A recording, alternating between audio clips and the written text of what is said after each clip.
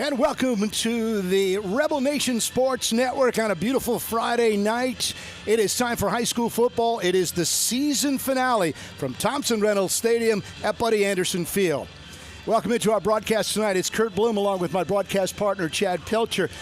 Feels like we just got started, Buddy, and it's the last game of the regular season. But both teams tonight, Clay Chalkville, the visitor, Vestavia Hills, the home team, they are both going to the postseason. Now, we haven't played Clay Chalkville in quite some time, and before we preview them as state champs last year, let's take a look at what happened last week, Chad. Just a week ago at Hoover Met, the Rebels were oh so close of making it a game near the end of the second quarter. Yeah, it was a game that was back and forth in the first half, and Vestavia down 17-14. They were driving at the end of the second quarter, had a chance to maybe get into field goal range to tie the game up going in, but had a pick six by Justin Hartley, took it back. That extended the lead to 24-14, and when the Rebels came out in the second half, they just didn't have that same juice, that same energy. Hoover really put it to them. The big thing that stood out is Hoover rushed for 334 yards last week against Vestavia Hills, so the Rebels going to look to really clean that up, but ultimately, as you said, it didn't matter from a big picture standpoint. Vestavia Hills is still going to the playoffs. They are the number 4 seed out of Region 3. They're going to play Mary G. Montgomery on the road in Mobile next weekend.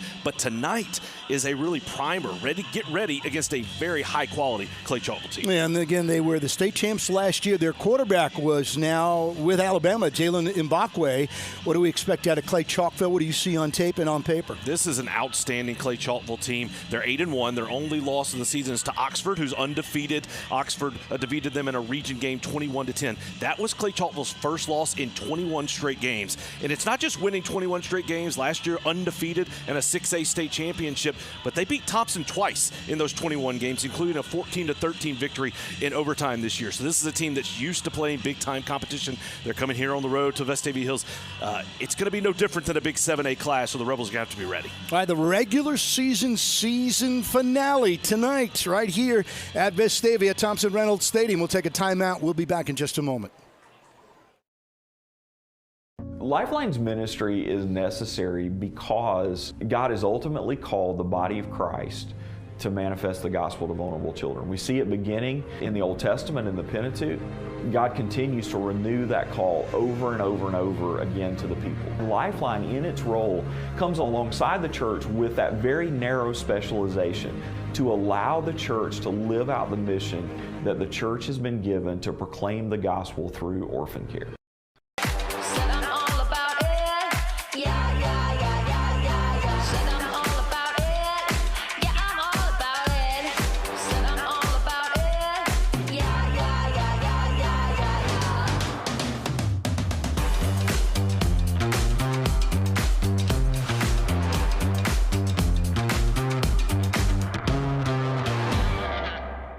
You have to pay taxes. Ugh. It's just part of life. In the great state of Alabama, we have an awesome thing in our tax code called the Alabama Accountability Act, which allows you to redirect up to 100% of your state taxes to Scholarship for Kids, a scholarship granting organization that benefits partner schools like Restoration Academy. It's a no-brainer. Use your tax money for something that will make a huge impact at no cost to you. For more information, go to choosera.org. Well, again, it is the season finale, but not to be confused because both Vestavia Hills and Clay Chalkville, tonight's opponent, are both going to the playoffs. We'll remind you, Clay Chalkville plays in 6A, Vestavia Hills plays 7A, Region 3, and got the number 4 seed. So, Chad, it's always a special night. I know there's a lot of family. I was coming in earlier today, and I saw all of our players there. Families were lined up in the end zone getting ready to take the field and support their Rebels for what could be the final time at home. There is playoffs abound as well. So let's talk about the emotions for tonight first. Yeah, we had band. The band was honored for senior night earlier before this game. Pretty neat opportunity for them to really celebrate what they've done over the last 4 years. And for us, you talked about how quickly this season's gone by. Everything's happened. It seemed like just yesterday. Heck, the weather doesn't feel much different with the way it stayed so warm. But we've had so many people that have put in so much work to make this broadcast happen. And we want to thank everyone for taking the time to watch. It starts, obviously, with Superintendent Todd Freeman, Athletic Director Meyer Miles, and them allowing us to do this. Coach Robert Evans has been so generous with his time all season season long, talking with us, talking through kind of every pregame, everything that we need to know to be prepared for this broadcast. John Frasiglio, our director, producer, he does it all, just has done such a phenomenal job. Abby Gillette, who teaches the broadcasting students here at Vestavia Hills High School. And the cameras that you've seen, these are students running these cameras, and so they're getting not only a learning opportunity, but they're going to be a part of something that really has been an outstanding product. I've been just so proud of what this product we produced this year. I've loved working with you. Obviously, Stephen Gill, Roger Jackson do a phenomenal job with our stats, and just so many people that have put in so much work. And this is every week you get to watch us here on the One Rebel Athletics YouTube page, the One Rebel app, which obviously takes you to this Rebel Nation Sports Network. But the thing we want to remind you is starting next week, due to Alabama High School Athletics Association rules, we will only be on the NFHS network. So we will be doing the broadcast. It's the same broadcast you've seen every game. We will be there. But if you want to find it, we're not allowed to stream it on YouTube. So you'll have to go to the NFHS network, get a subscription to watch that game. Why don't you remind Rebel fans again who Vestavia is playing and where that game is going to be, and then take it if there is a second round, Chad. Yes, so in the playoffs, Vestavia Hills is playing Mary G. Montgomery. They are the number 1 seed out of Region 1. That's the Mobile-based area. Mary G. Montgomery is located in Sims, Alabama, a community just outside of Mobile. We're playing at the high school there, so that's where we're going to play. If Vestavia wins, they will likely travel to Phoenix City. Central Phoenix City would be the likely second-round opponent. So Vestavia all season long has just had a phenomenally difficult schedule. That certainly doesn't change when you go into the playoffs playing the number 1 seed out of Region 1. But tonight the focus is on Clay Chalkville. The Rebels are ready to play, get things going. And so before we get going, we're going to introduce the starting lineups for the Rebels here tonight.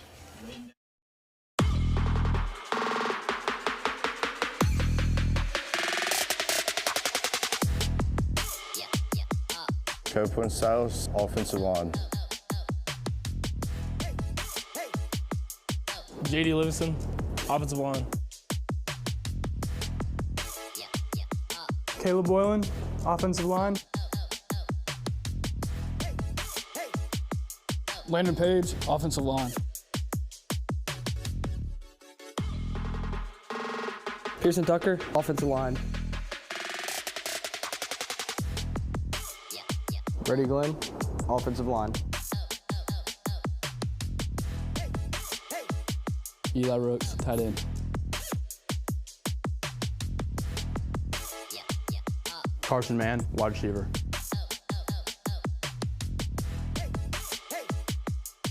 Chase Webb, wide receiver. Luke Stubbs, wide receiver. Bruce Littleton, H-back. Owen Simpson, kicker punter. Charlie Taft, quarterback.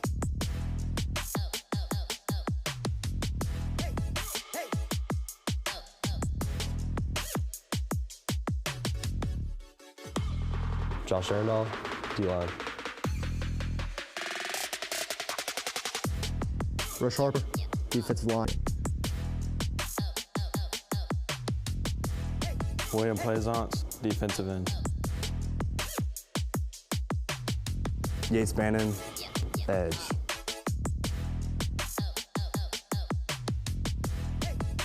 Jason Bruno, linebacker.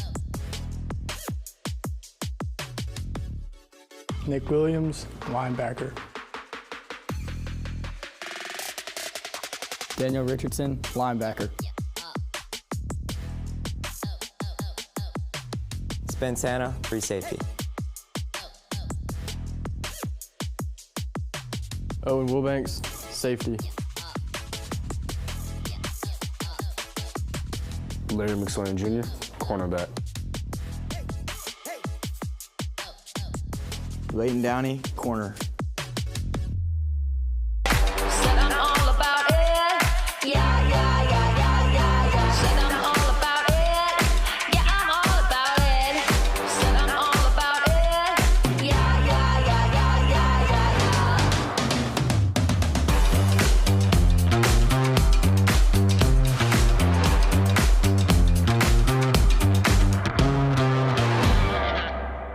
You have to pay taxes. Ugh. It's just part of life. In the great state of Alabama, we have an awesome thing in our tax code called the Alabama Accountability Act, which allows you to redirect up to 100% of your state taxes to Scholarship for Kids, a scholarship granting organization that benefits partner schools like Restoration Academy. It's a no-brainer. Use your tax money for something that will make a huge impact at no cost to you. For more information, go to choosera.org.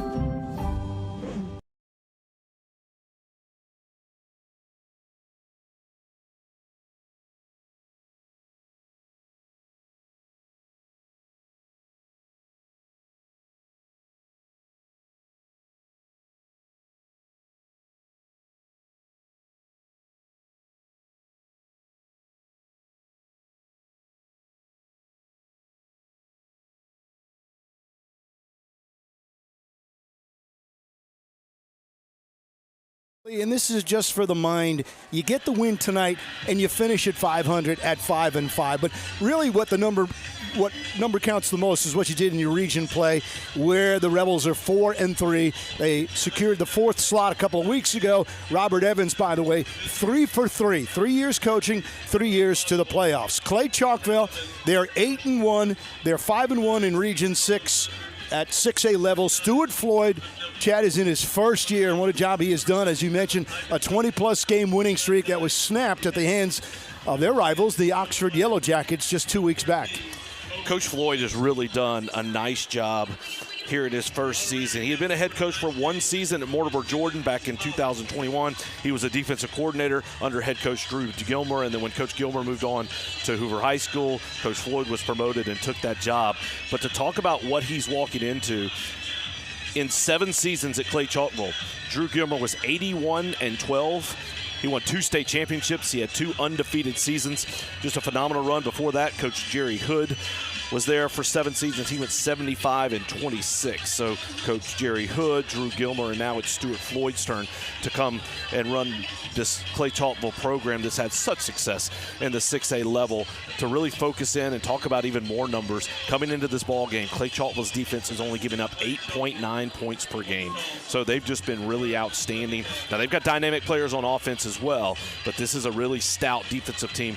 I think Vestavia is going to have to be really aggressive tonight offensively. They had a good first half, moved the ball up and down the field, but just couldn't get anything going much in the second half. Now, defensively, Vestavia really struggled. I mean, it was a very talented Hoover team, big bodies, very skilled athletes, and they really just took it to Vestavia, especially in that second half, controlled the line of scrimmage. Vestavia needs to be better this week than they were last week. The revolving door known as running backs. Good news, Noah Boyland is back in the lineup. He'll be followed by Whit Williamson.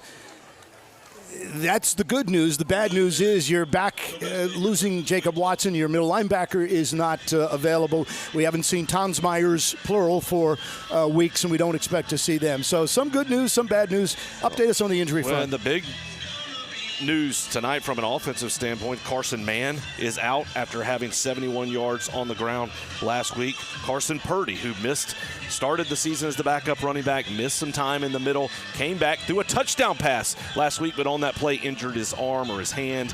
He's out tonight, so not sure when his return. And just the injury situation for the Rebels this year has just been unbelievable. If you could have told Coach Evans, hey, this many guys are going to be injured, this many injury issues are going to pop up, he would never have believed it, but it just continues to come down for the Rebels. But it's next man up, and that's what this team's been doing all year, is finding somebody to get ready and step up. Really big to have Boylan back. He's just a sophomore, but he really started rolling in the middle of the season. Was a big lift for this team. It was injured at Oak Mountain, but now he's back tonight. So that's a big pickup for this Rebel offense. But ultimately it comes down to how does Charlie Taft play. I thought he looked really good in the first half. Made the one mistake on the pick six and just wasn't as consistent in the second half. But when you think about where Taft was the first game of the season to where he is now, his development has been phenomenal. That's a credit to offense coordinator Josh Franklin and the work that he's done. And so this is an offense that's primed and ready. But I think you would say, and I would say tonight, Bruce Littleton needs to be a big part of this offense. If he is, and if he's successful, then the Rebels have a chance. Yeah, you put that one on a tee for me. If Littleton is somewhere in the 80 to 100 yards rushing, if Littleton can rush for a touchdown, catch a touchdown, the Rebels will be in good shape. And if I'm Vestavia, I like playing this game, and here's why. I've got a little sour taste of what happened last week.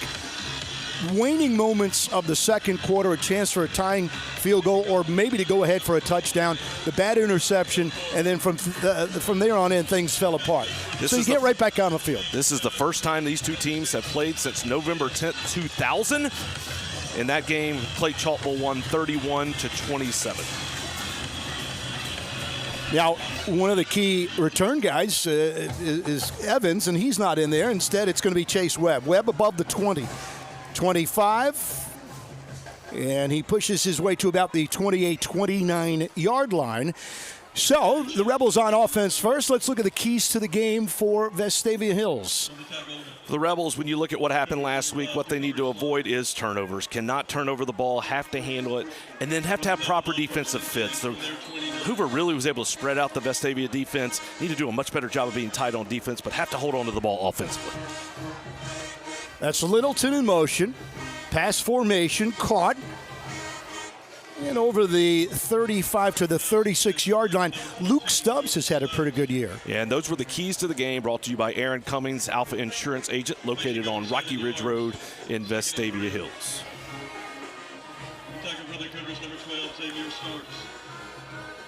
A lot of guys in motion. Then you got the fancy pitch to Littleton, and Littleton will get the first down. Excellent play call there. Went with the fake speed sweep. Goes shovel pass back to Littleton. And this offense is clicking early. Good tempo. Back to the line of scrimmage. 8 of 10 yards. Results on the first down for the Rebels. That's up by Howard. First down. First and 10 Rebels from the 40. 46-yard line, first and 10. Noah Boylan the fake, and instead comes near side for a pass, caught again. About 5-6 yards. Luke Stubbs, only a sophomore. We tried to talk about this earlier in the season, and you get just so involved in the star names. This is a very young sophomore, talented team. The future looks really good for the Rebels. They can keep these guys healthy. Fake the speed sweep, and instead Charlie Taff gets to about the 43 and a first down. This is such a really good start. I love how the Rebels are going sideline to sideline. This is an athletic Clay Chalkville defense, and one thing the Rebels want to do tonight is make this defense run. Not a ton of depth, so good athletes, but not a ton of depth. Want to really make them run a lot and hopefully wear them down as the game goes along. There's a handoff, a reverse, and then it goes back to Taff. Taff hits his man Littleton, who is out of bounds. Oh, what a fancy trick play out of the gate. Do you have a name for that one? I got a first down. That's my name. We'll just call it flea flicker. That was an excellent play and a good decision by Taff. He had a post route deep down the middle of the field. It was covered well. Went to the check down to Littleton and a big gain. Fake to Boylan. And then Taff will be taken down at the 25-yard line. Yeah, there was a little bit of a window to deliver the football very quickly in that play. Taff did not see it. Did a good job. Don't want to force anything. He tucks it. No gain, but also no mistake. Quick pass. Bobbled, juggled, and let's see if they give Littleton credit for the catch. They're going to be ineligible man downfield against the Rebels. So offensive lineman downfield, that's going to negate that gain.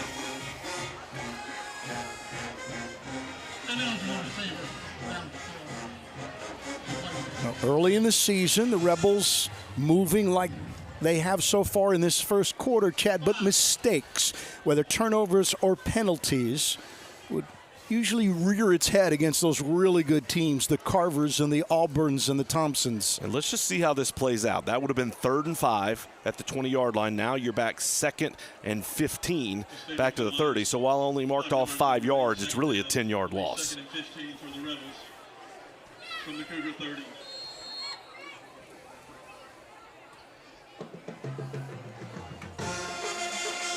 Noah Boylan, the running back, sets up to the left of Taff. There's Littleton in motion. And a direct snap right to Littleton, who hands it to Taff. Taff goes to the outside and is pushed out of bounds at the 21. We'll see the flag came in late from the back judge. There was contact on the sideline.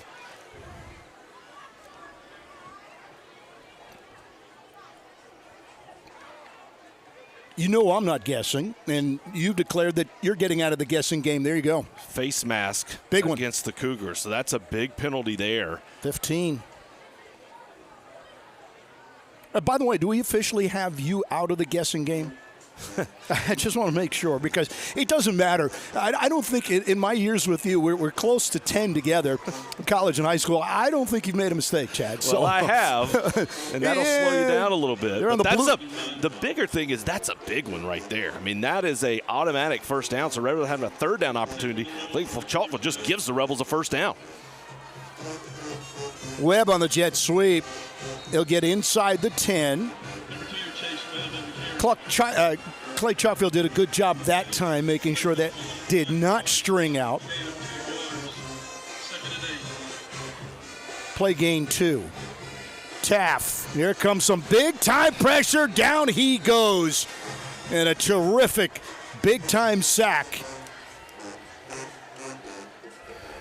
That is Randall Cole, the defensive end, and a big loss for the Rebels. I was about to say, you're well within Owen Simpson's field goal range at this point. You'd love to get a touchdown, but don't take a sack, because that pushes you back and potentially outside of field goal range. It's almost as if Charlie didn't see that blitz coming at all, unblocked into the backfield. Clearly, the blocking was not assigned properly. A third down and 19. Taff over the middle, and there's coverage there. Incomplete. There was no separation, and that will set up a fourth down. And the senior Owen Simpson, still uncommitted, is coming out to try a field goal attempt.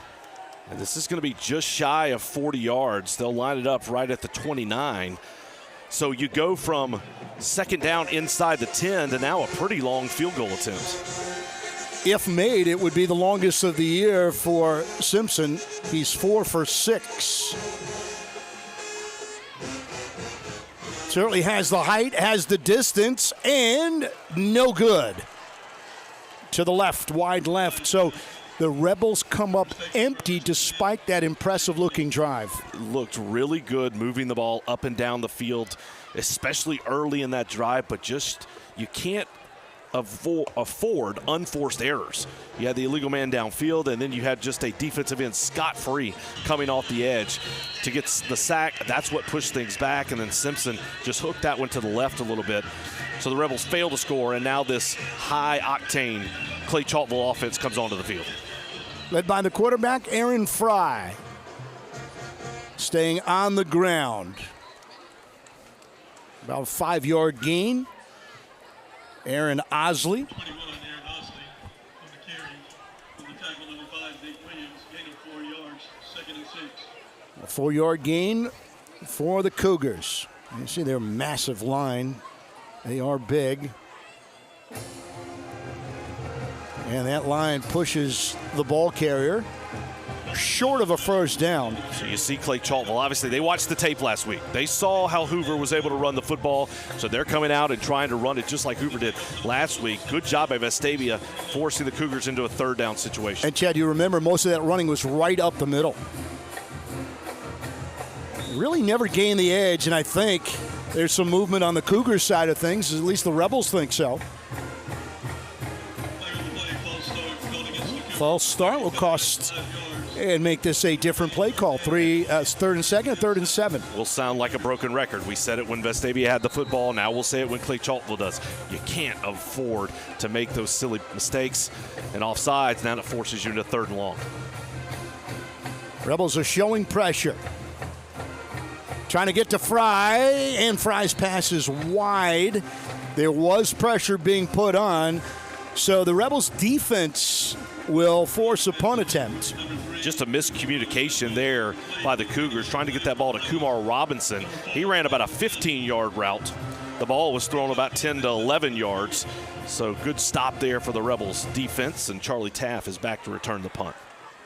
And the punter is Del Toro on this one. This is Charlie Taff. He's going to make a fair catch, and the Rebels still have pretty good field position. Let's go to the keys to the game for Clay Chalkville now. They want to take advantage of their athleticism. We talked about it. This is a really high-skill Clay Chalkville team, and then they want to force the pass. They want to force Vestavia into throwing the football, see if they can't get some stops in the running game. They did not do a great job of that on the first drive, and now they're going to have an offsides penalty to start this drive. Those are the keys to the game for Clay Chalkville, brought to you by Aaron Cummings, Alpha Insurance Agent, located on Rocky Ridge Road in Vestavia Hills. The center, Caleb Boylan, trying to sell that thing, and the officials were not buying.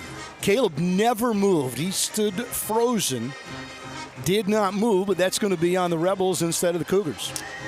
So not the start you were looking for offensively for the Rebels. Going to force them back a 1st and 15. We'll see if they can get back into the rhythm that they had on that first drive. It was really good. Did a good job going sideline to sideline, mixing up the run and the pass, moving the ball quickly. Bullet caught by Littleton over the 35. That's a good start, and once you get that nice positive play on first down, it enables you to get back to the line very quickly. Start with that tempo offense. Second down from the 36. Protection, and here comes Taff. He'll run for the first down and more. Charlie Taff to the 30, 25-20, and taken down around the 10.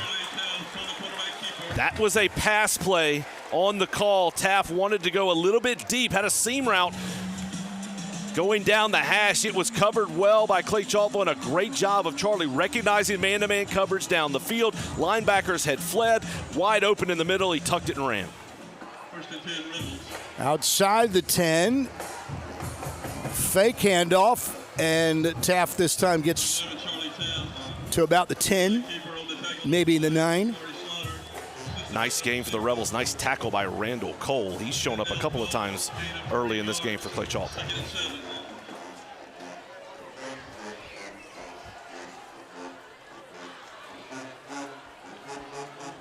One-on-one coverage, both sides. Littleton breaks out of the first group of tacklers and then winds up at the 5. Nice lead block there by Eli Rooks. And a good job by Littleton of just following the blockers, continuing to fall forward. 3rd and less than 1 for the Rebels. So obviously, as you're watching on YouTube, you can get a first down if you're the Rebels without a touchdown.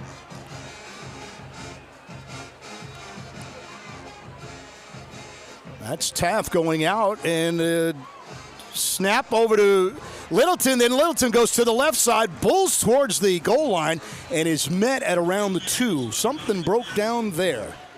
First, remember, Littleton was a former quarterback. He's a pitcher.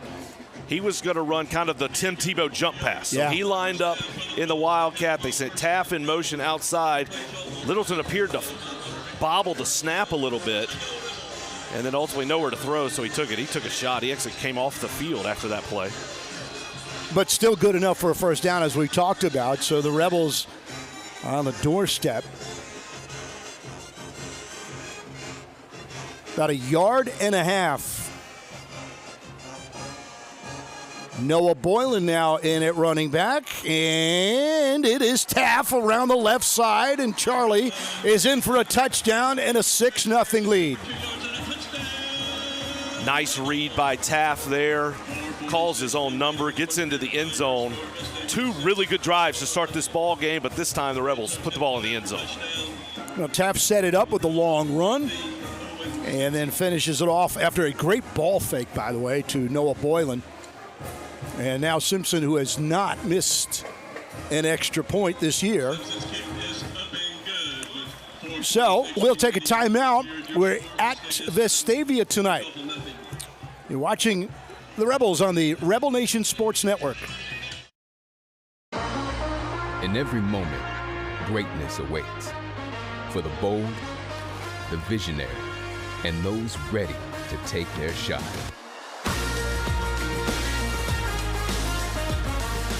Here, we don't chase success, we define it.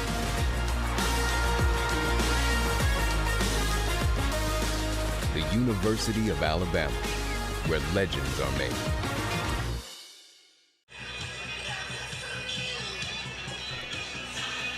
Back at Thompson-Reynolds Stadium, 7-0, the Rebels out in front of Clay Chalkville.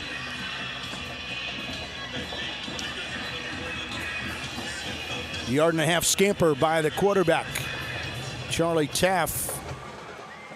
Owen Simpson deep into the end zone and a touchback. And the Cougars will be on offense for the second time.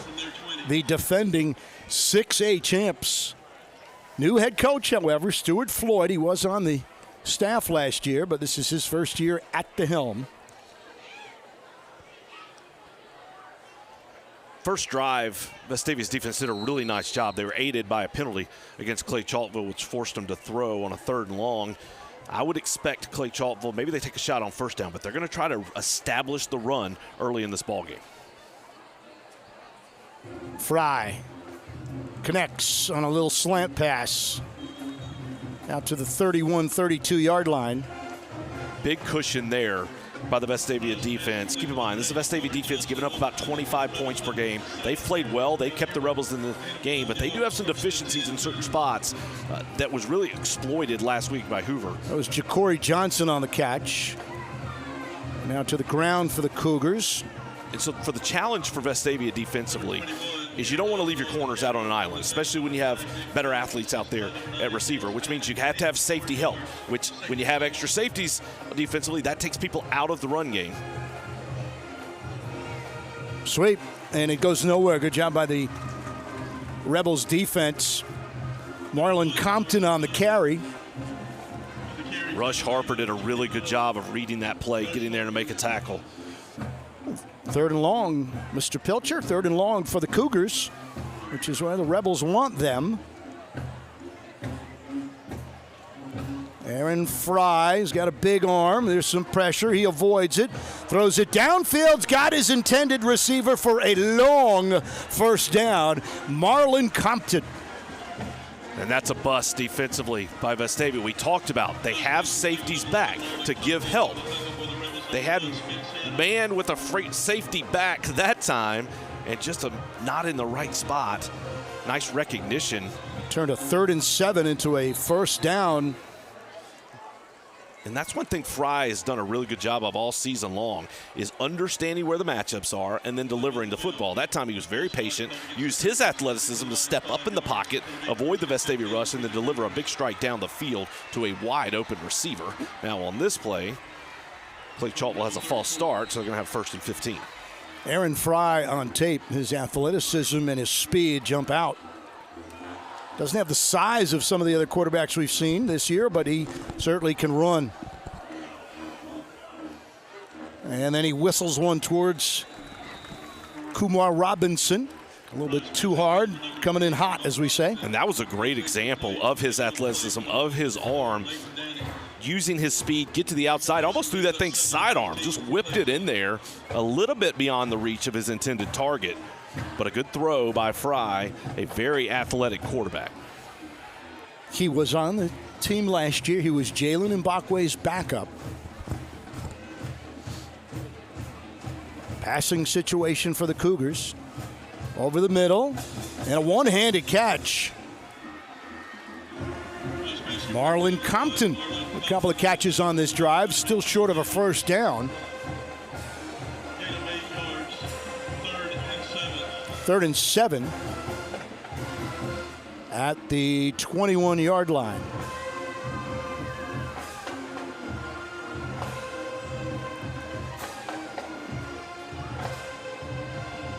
Rebels showing pressure. That ball is hiked beyond the quarterback Fry, and he covers it at the 41-yard line. Huge mistake for the Cougars there. Not only do you not give yourself a chance to pick up the first down, but you are way out of field goal range now. And now you're going to be forced to punt the ball away. Major mistake. Could have picked up a few yards and had a 30-some-odd yard field goal Instead, just a huge mistake by Clay Chalkville, huge break for the Rebels. Starks the punter. Angles it. And it's a touchback, so the Rebels will go back to work on offense. So a major mistake on a third down play. We want to take this time to congratulate the Vestavia Hills High School girls volleyball team. They concluded their season this week in the state tournament. Advanced to the 7A state tournament, had a couple of big-time wins to get them there, and then ultimately lost in the semifinals. But just a phenomenal season for these girls, for Coach Ashley Hardy. We want to congratulate the Vestavia volleyball team. Little flip and about a 3-yard gain for Luke Stubbs. Stubbs has become a really important part of this offense. He had a touchdown catch last week in the game versus Hoover, but he's become the go-to guy. When Vestavia's throwing the ball and you see him there, using him in the run game and a little end around. Taft the RPO, and he pitches it last minute. And that'll get you right around the first down marker.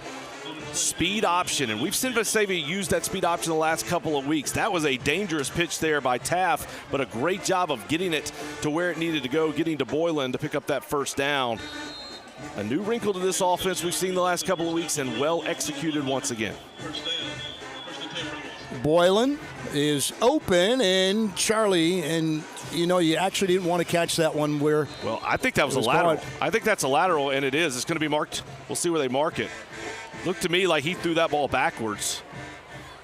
It hit Boylan and then bounced forward. Which would have made it a live ball. Well, and they're going to mark it. They're going to mark it where the fumble went out of bounds. And so that ball was thrown backwards. Taft was standing about the 30. He threw it backwards about a yard to Boylan, and the Rebels actually got lucky that Boylan didn't catch the ball, but the way it ricocheted off his body, shot forward, and so what could have been a disastrous play turns into a 4-yard gain.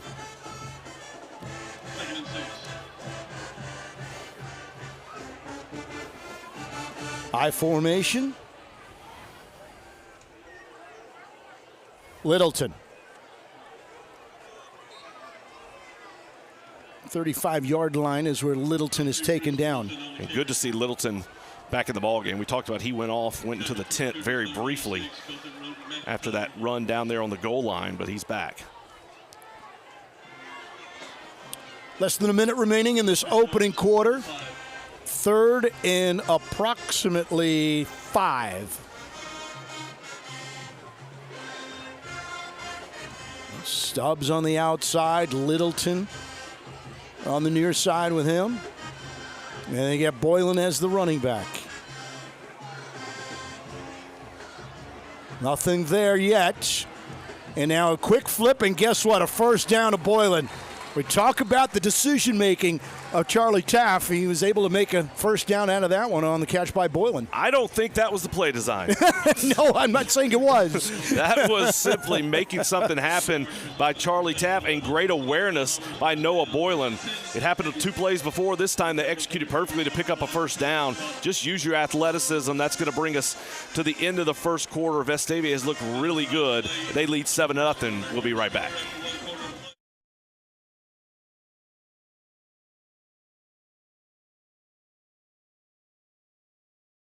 Renew and refresh. JH Outback focuses on strengthening family bonds with spouses, parents, and children to help in spiritual growth and life purpose. Join us for a fun-filled weekend together in an undistracted environment, enjoying the outdoors with great food, entertainment, and live music. JH Outback. Renew and refresh.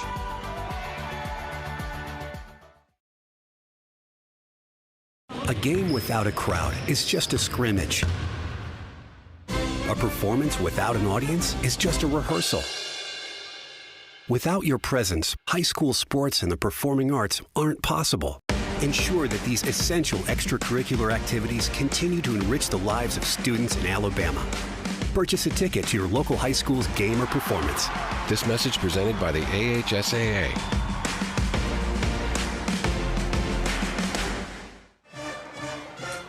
Let's get back at Thompson Reynolds Stadium after a first down. Taff almost intercepted. Wanted to hit Littleton. And TK Slaughter got his hand in there. Chad, you were mentioning the last play wasn't by design. This whole series of downs has not been by design. Let's boot one off the chest and get 4 yards. I mean, that was a design wheel route, and if the ball had gotten to Littleton, he's probably going to score. Great job of deflecting that one defensively for the Cougars. Good play call. Here's Taff under pressure, comes back near side, and that's going to be enough for a first down. Racing down the left side, near side, is Whit Williamson. So one of his first touches, if not his first touch of the night. And Vestavia using the aggressiveness of Clay Chalkville against them. Sprint out by Taft, throw back, and wide open was Williamson. Back to Williamson on the handoff. And the Rebels have done that all year. Actually, that was Boylan. Yeah, Boylan. But they like that. Once they get a hot hand, the Rebels and Josh Franklin stick with that hot hand. That time it was Boylan. This is Boylan again, and he's tripped up at the 25-yard line. Rebels trying to use that pacing offense. Keelan Curry-Stewart was unblocked off the edge on that play. Redditt came forward, made the tackle. Boylan comes back out.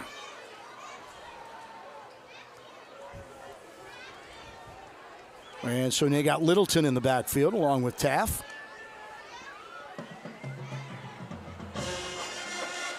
Third down and 5. Field goal range for Simpson. Taff wants 5 and then some. He heads to the end zone. Scores! Littleton! Littleton came into the game in the Wildcat. He and Taff interchanged so quickly, and that's executed perfectly.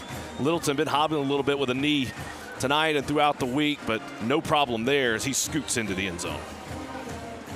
13-0 lead for the Rebels. And number 13 will try to make it 14-0, and he boots it. And it is good. So, 2 touchdowns by the Rebels and Vestavia with a 14-0 lead. We'll be back. You're watching us tonight on the Rebel Nation Sports Network. Hello, Vestavia. This is Jarrell Horton. And I'm Heather Palmer, and we are your band directors. And we are both Sanford Bulldogs. So whether you are passionate about sports, academics, or just looking for an amazing college experience, I want to suggest to you our alma mater, Sanford. We know it's close to home, but give it a look and schedule a campus visit. I think you're going to like what you see. With that, go Bulldogs, and of course, go Rebels!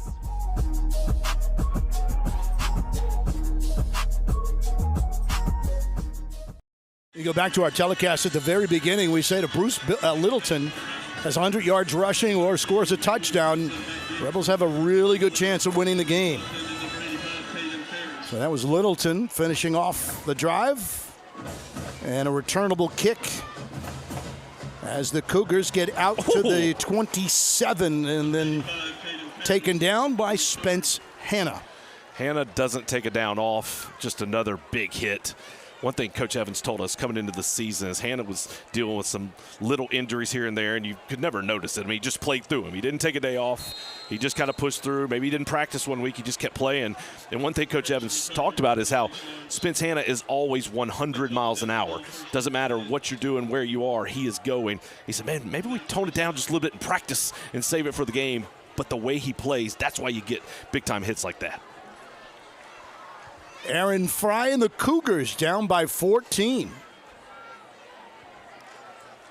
Fake of the sweep, and then Fry straight ahead. He's got good yardage. In fact, he's got a right near a first down, depending on the mark.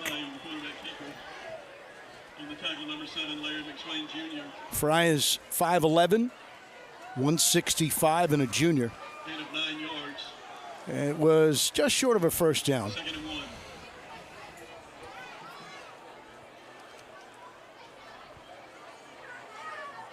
Little screen to the outside. Man falls down, and actually a loss of yards. And this Clay Chalkville offense has not been able to get a rhythm here tonight. Even when they pick up a nice gain on first down, they seem to either make a mistake, have a penalty. and just run some type of negative play like they did there. It's really just messed up their drives. That was intended for Joshua Woods. And we're going to have to see where this one is marked. Well, that is it's going to depend on the spot. And they're going to put it right at that stick and give them a first down. Okay. So a completion moves the chains, and a first down for Clay Chalkville, the defending, reigning 6A champs. Now swing pass out to Woods. Woods run down from behind. William Plaisance was flying on that play. Coming from his defensive line spot, he read it and just took off. Shot out of a gun and just so fast to go back and make that play. That was a extremely impressive play by Plaisance.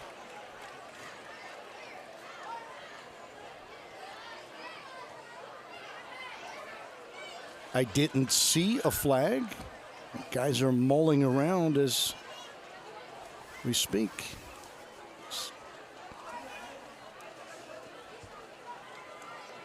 Looks like they're going to mark this off against Clay Chalkville.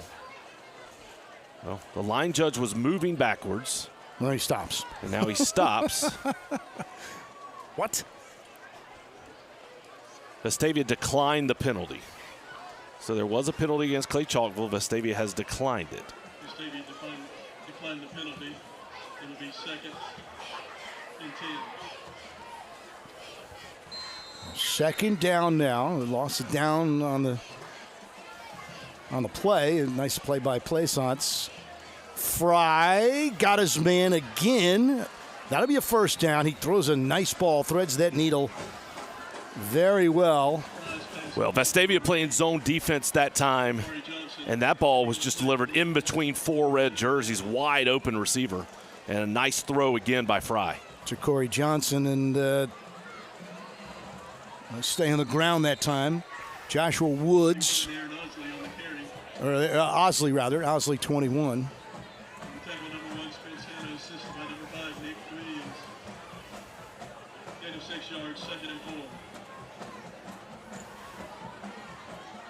That was a dangerous pass.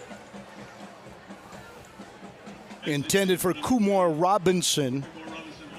He had 2 Rebels in that area. That was a pick 6 waiting to happen. So a 3rd down opportunity. So far tonight, Clay Chalkville is 2 of 4 on 3rd downs.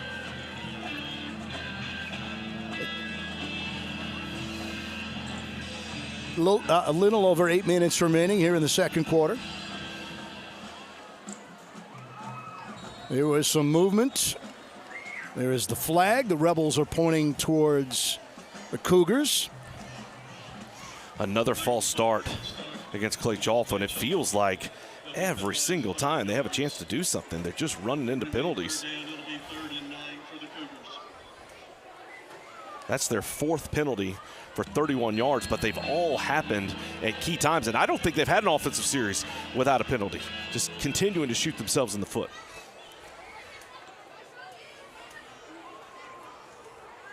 Third down and 9. Pressure on Fry, who rolls out.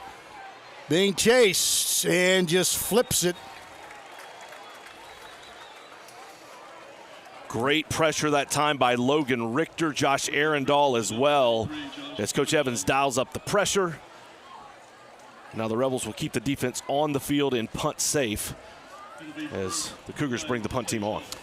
Good point, because the guy who punts is a dangerous runner, Xavier Starks, and they like to use him in those fake situations. Starks will kick. Fair catch, Taff. And the Rebels will go to work inside their 20 with a 14-0 lead. At home, less than 8 minutes remaining in the second quarter. Taking a look at the stats so far, and they really tell the story. Vestavia's dominated this football game. 188 total yards for the Rebels. in just shy of about 17 minutes of play. They've held Clay Chalkville to 89 yards. Charlie Taft's 8 of 10 for 82 yards through the air. He's rushed for another 52 yards on the ground. Fake handoff, and then finds Webb on the outside, and he's tripped up before he could get any yardage. Depending on the spot, he might have gotten back to the line of scrimmage. That was a nice tackle by Deion Collins. If he doesn't get there, Webb gets to the edge, and we all know what kind of speed he has. Track speed. Sanford Bulldog track speed. Senior Talon Turner's checked into the game at receiver. Taff. So 2 plays. The Rebels haven't gotten very far.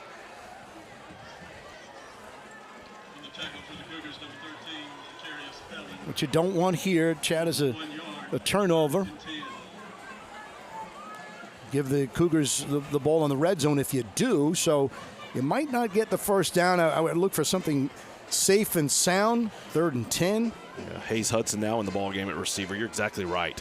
You'd love to pick up a first down, but you are in control of this game. Do not make a mistake. To the air. And air underneath it by Taff. And well, that'll be a 4th down play. And the Rebels will punt. Trying to go down the field to Luke Stubbs. He was shoved out of bounds, but that ball was thrown way too far, uncatchable. So it goes incomplete. But I like that play call. It's a quick pass. It's down the field where only your guy catches it or it's incomplete. No risk of some kind of turnover. Marlon Compton is the punt returner, and he's driven back. I think he touched it. That ball might have been alive, Chad. He definitely touched that ball, and I don't think the Rebels realized that he did. The ball looked to hit his hands and bounce up in the air. Watched it, and then heads-up play to fall on the ball for the Cougars. Make sure you keep watching us throughout halftime. Both the women's and men's basketball coaches will be interviewed by my broadcast partner. Can you believe basketball kicks off this week? I hear it. I hear the bouncing and the dribbling.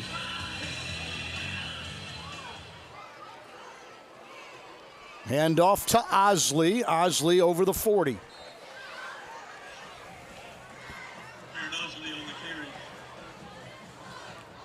Well, so that was a live ball on that muff punt, but Clay Chalkville was the only team that realized it, and they were able to recover. Osley, 1st down.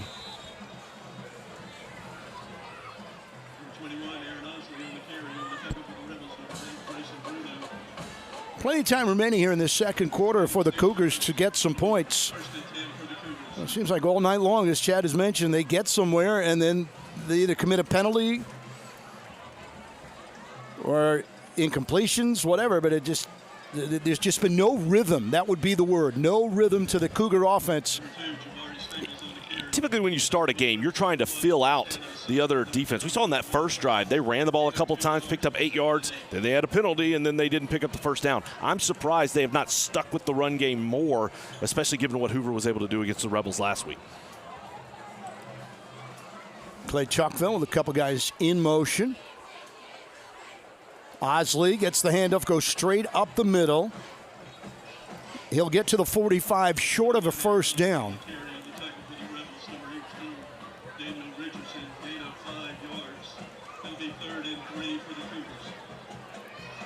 3rd and 3.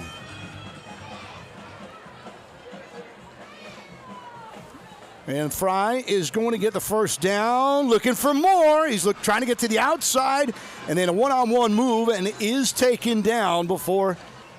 And again, it's Spence Hanna before that Fry could make that final turn. He had 1 turn left. What a great job by Fry that time, continuing to fight. He was wrapped up around the 40-yard line, but just continued to move his feet, spin around, was able to pick up another 7 or 8 yards. Osley inside the 30. Nope, that's Woods, rather. I beg your pardon. Aaron Dahl on the tackle for the Rebels. Play gain to 3. Kurt Bloom and Chad Pilcher from Thompson-Reynolds Stadium. Rebels in the last game of the regular season with a 14-0 lead here in the second quarter. And that's Woods. They'll come up short of a first down near the 25. And that's another really good play by Plaisance. Recognizing it so quickly. Look, if you know what they're going to run, you see it, you can respond much quicker. Just get you to the ball regardless of how fast they might be. So nice job there by Plaisance. 3rd and 4. The Cougars almost had too many men on the field. Little chess match going on here. Osley, coaching staffs. Yep, Osley is the running back. Osley gets the carry, and Osley should have enough for a first down. Fell forward. And that's another one where Vestavia could just hold on just a little bit tighter. That was a good job of fighting forward, but had a chance to make that play short of the sticks. So 1st and 10 for Clay Chalkville. They've been shut out so far by this Rebels defense. They have the ball 1st and 10 at the Vestavia 22. Ball's at the 22. Osley gets down to the 18 for a gain of 4, 2nd down. See the clock running. Under 3 minutes.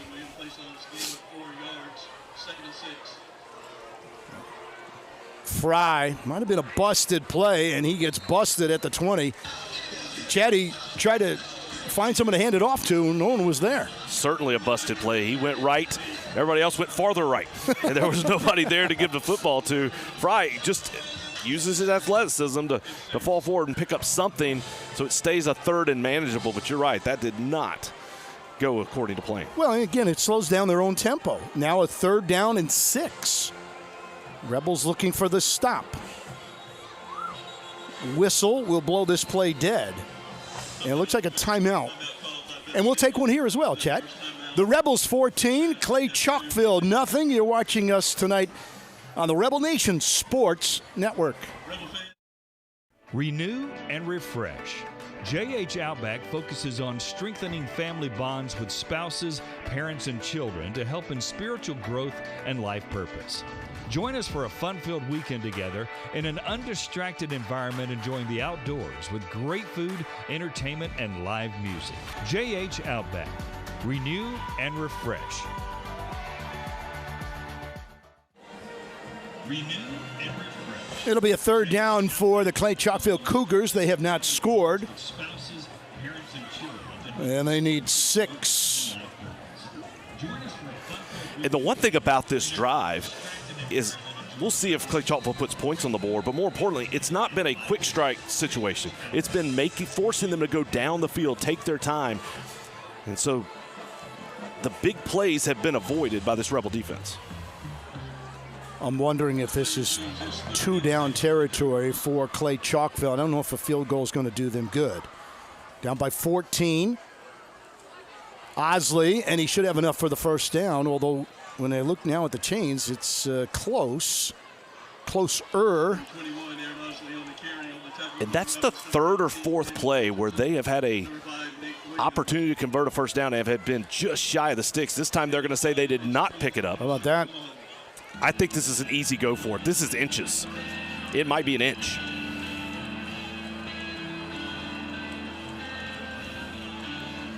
Well, this could be a game changer for the Rebels defense. Trying to hold on to that shutout, but 4th and inches. It's the quarterback, Fry, and Fry leans forward. Should have enough, and he's going to. Mark him down at the 10. With 1:29 remaining. On the flip side, it's a nice job of Clay Chalkville really controlling the clock and eating up this entire second quarter with this drive. Osley gets that one inside the 5, and again, just breaking some tackles. It looked like the Rebels had their hands around him, but he is now on the Yeah, they'll knock that down at the about the 2.5 or so. And a timeout has been taken. Yeah, so Coach Evans calling a timeout. One, to talk to the defense, but two, to give his offense a chance to get the ball back. We've talked about all the different teams that have been successful throughout this year. We want to recognize another one. We want to say congratulations to both the varsity and the JV cheer teams. They went to the UCA Mid-South Regional competition this past week. Both of them were named division champions, both the varsity and the JV. We see the cheerleaders here on the sidelines on the football games. They cheer at the basketball games, but obviously they're doing more. They have a competition group that goes out and competes, and both the varsity and the JV doing a phenomenal job coming back with that division championship. Congratulations to the Vestavia Hills High School cheerleading teams. And the basketball coaches are up at halftime with my broadcast partner, Chad Pilcher, who has done a sensational job getting to know all the coaches here at Vestavia all season long.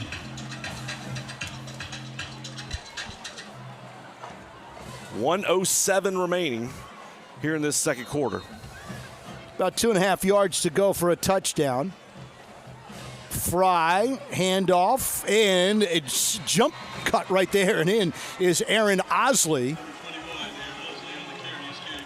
When you get into a goal line situation, it's all about controlling the line of scrimmage, winning the point of contact. Who can get the lowest and get the push? That Clay Chalkville offensive line did a great job of firing off low. Vestavia comes out. You just created a little area and a nice jump into the end zone. And the first score of the night for Clay Chalkville with just over a minute left in the half. Joseph Del Toro, nicknamed the Bull, for the PAT that it gets through, and Vestavia had a guy just an eyelash short of getting in there to block that thing. So we will take a timeout in the winning moments of the first half. The Rebels 7, the Rebels 14 rather, the Cougars 7.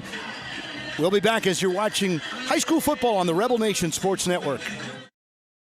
As respected industry leaders, we are here, working hard for you in an effort to provide you with excellence in sports medicine and excellence in sports injury prevention. We're here for the coaches, athletic trainers and mentors who are shaping the next generation of legends.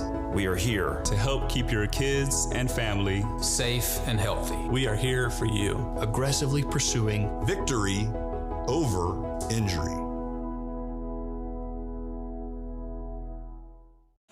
We'll have a lead cut in half. There's your scoreboard with 62 seconds remaining. It really depends on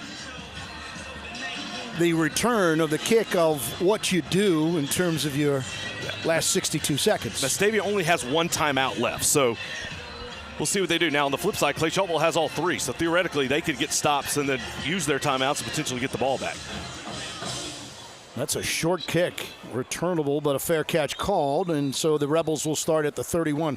Speaking of timeouts, you know I'm a Jets fan. Did you see what they did? Not Thursday night, but last week, burned 3 timeouts in the first quarter. See, that's how a Jets fan talks. You're talking about the week before when they were terrible, not last night when they got the win. They haven't been relevant since I was 6. Well played, Chad. Why am I even talking about them? Littleton, who has scored a touchdown, gets to the 36. Nice gain on first down, goes under a minute. Clay Chalkville does not use a timeout because that was a nice gain. If you get some kind of negative stop or a no gain, then maybe you call a timeout. Coach Evans, Coach Franklin standing right beside each other about the 32-yard line talking through. Here comes the play. I think you would have to have some type of big gain here in order to try and pick up the tempo. Luke Stubbs, but instead it will be a handoff. I was going to, and look at Littleton just bully his way. Should have enough for a first down. Stubbs was going to have one-on-one coverage, and he's made some big catches in this situation. 27 seconds left. I think you can take a shot now. Now, if you're going to take one shot, far side, number 2, Chase Webb is your fastest guy. Now, there is a flag and procedure on the Rebels. And that probably changes that. It's such a hard thing to manage when you're in that type of situation, especially when you don't have all your timeouts. You're in control of the ball game. We obviously saw what happened last week right before the half when Vestavia was driving the ball, and one play just flipped the entire momentum of that football game. I think now you'll just see they don't have to snap it again if they don't want to. And they're not going to. That's right. 10 seconds and counting. And that should close out our first half. Good news from Thompson-Reynolds Stadium if you follow the Rebels. The Rebels, 14. Clay Chalkville, 7. Chad will have some special guests. The basketball coaches are bouncing their way towards our broadcast booth. We'll be back as you're watching us on the Rebel Nation Sports Network. At Birmingham Fastener, every day begins with our core values: integrity, grit, and accountability. We're on the lookout for talented individuals to join our sales and manufacturing teams at one of the nation's leading manufacturers. With over 15 locations nationwide, we offer endless opportunities for growth and success alongside incredible teammates. Be a part of shaping the future of American manufacturing and help us build our nation's infrastructure. Are you an enthusiastic sports fan? Want to have fun and get in on the action? Heck, yes. That'd be awesome. Have great attention to detail? Want to stay active? Definitely.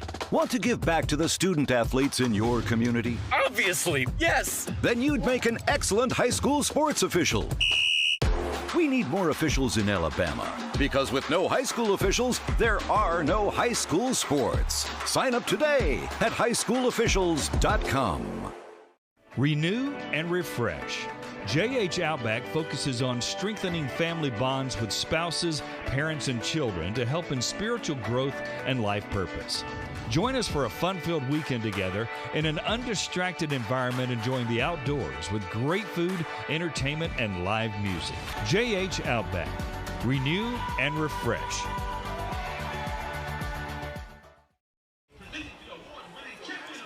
Welcome back at the half. Vestavia Hills leading Clay Chalkville 14-7. We're very pleased to be joined by the Vestavia High School girls head basketball coach, John David Smelser. Coach, thank you for joining us. You're back for your 6th season here at Vestavia Hills High School.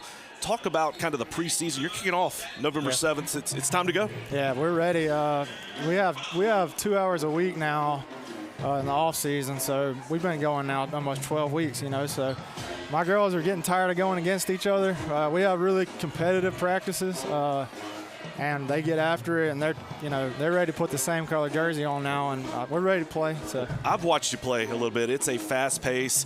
You're flying up and down the court. Talk about maybe your philosophy. Look, you're a baseball guy, right? Yeah. I mean, that's what you played in college, but you're now involved in basketball and you're coaching that. How did that philosophy come about?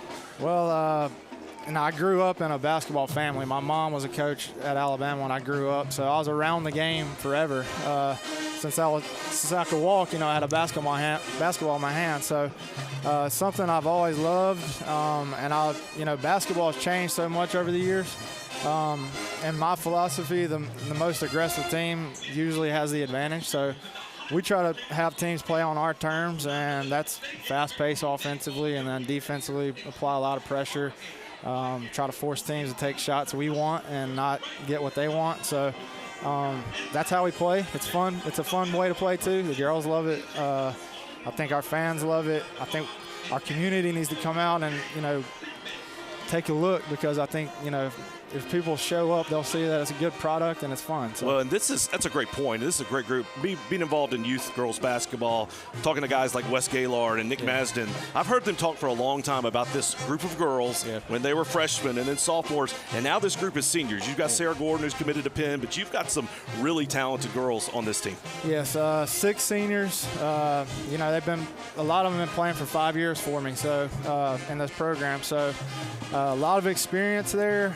I also have some youth that, not quite the experience that they have, but it's almost a perfect mixture of really, really good senior leadership with experience. They played in a state championship game, as freshmen, so they've been on that stage, and they got that taste of they want to get back there and win it. And so the young players are really talented, and it's awesome to have 6 senior leaders that can help, kind of move them along. So it's been good. Big senior class, very talented group. What are your expectations for this season?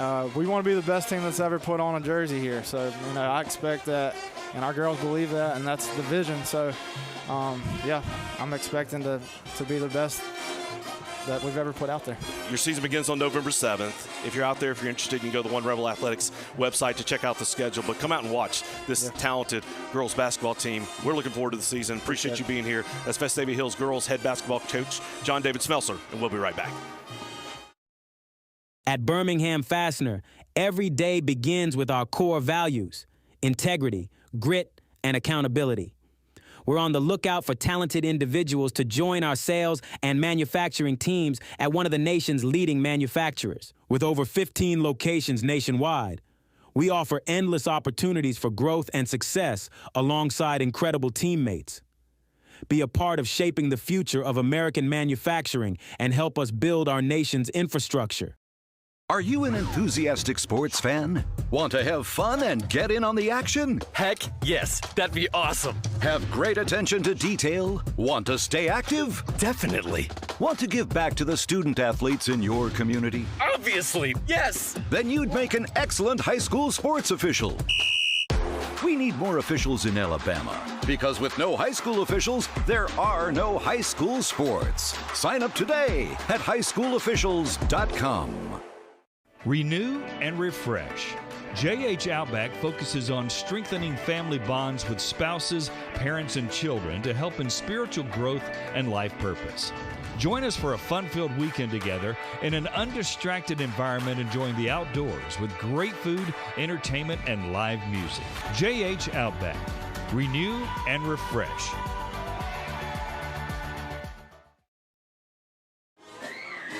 Welcome back to the half. Now we're pleased to be joined by Vestavia High School boys head basketball coach Patrick Davis. Coach, it's your 9th season here at Vestavia High School. You kick off the season on November 12th. Talk about the preseason and how things have gone so far. Yeah, had a great preseason. It's a special time of year for a basketball team to kind of figure out who they're going to be and go through some trials early on. And so we've gotten after it and ready to go here on the 12th. Well, and you've got, obviously, a number of guys. I want you to talk about your team, but you got a couple of football guys that play on the basketball team as well. We do. A couple of varsity guys, Luke Stubbs, Parker Serber. I know Luke's had a great year out here. Gets better every week, and he'll be a varsity guy for us as a sophomore. Got a slew of our JV guys that are out here as well. Daniel Richardson's making plays, and I know Price LeMasters has gotten some snaps as well. So a bunch of guys that play multiple sports and get after it. And you're going to need talent because this is an incredibly difficult region that you play in here in the Birmingham area. Yeah, it's loaded. I mean, it's it's 7A basketball in Birmingham. It's always going to be really good. Hoover's won back-to-back state championships and in our area, and it's great ball. It's great ball in Birmingham every year, and so you got to be you got to have good players, and you got to have good scheme, because it's good players, good coaches every night. You talk about scheme. We talked to Coach Smelser about the tempo they play with. You play with just as fast. I mean, it's fun to watch your guys going up and down the court. Yeah, I mean, for me, it's one that we want to make it a brand that's fun to play, first of all, and fun to watch. I mean, basketball's so fast anyway that the faster you can go, the more fun it is to watch. And I'm a firm believer that you put people under duress by going with pace, and so that's something that we can always control. Makes it fun. And when these guys get to the high school level, they didn't just start playing yesterday, right? They've built up over years, and so it's fun for me.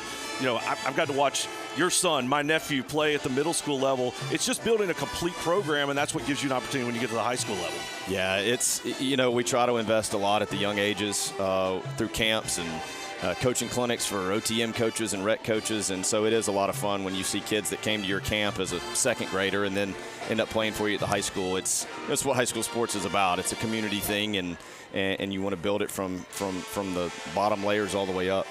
So talk about this season. What are your expectations? What are you looking for? Folks come out and watch. Yeah, I mean, we firmly believe there's going to be things that we do year to year that are the same, and then we're going to tweak things to fit our personnel the best we can every year. So, got guys that have been in our system and understand what we're doing and work really hard, and at the end of the day care a lot about each other and a lot about our program, so it makes it fun. Well, we appreciate you being here. We look forward to the season. The season kicks off November 12th. They need a big crowd, both the boys and the girls, and so thank you for joining us. That's Vestavia Hills High School boys head basketball coach Patrick Davis. Lifeline's ministry is necessary because God has ultimately called the body of Christ to manifest the gospel to vulnerable children. We see it beginning in the Old Testament in the Pentateuch. God continues to renew that call over and over and over again to the people. Lifeline, in its role, comes alongside the church with that very narrow specialization to allow the church to live out the mission that the church has been given to proclaim the gospel through orphan care.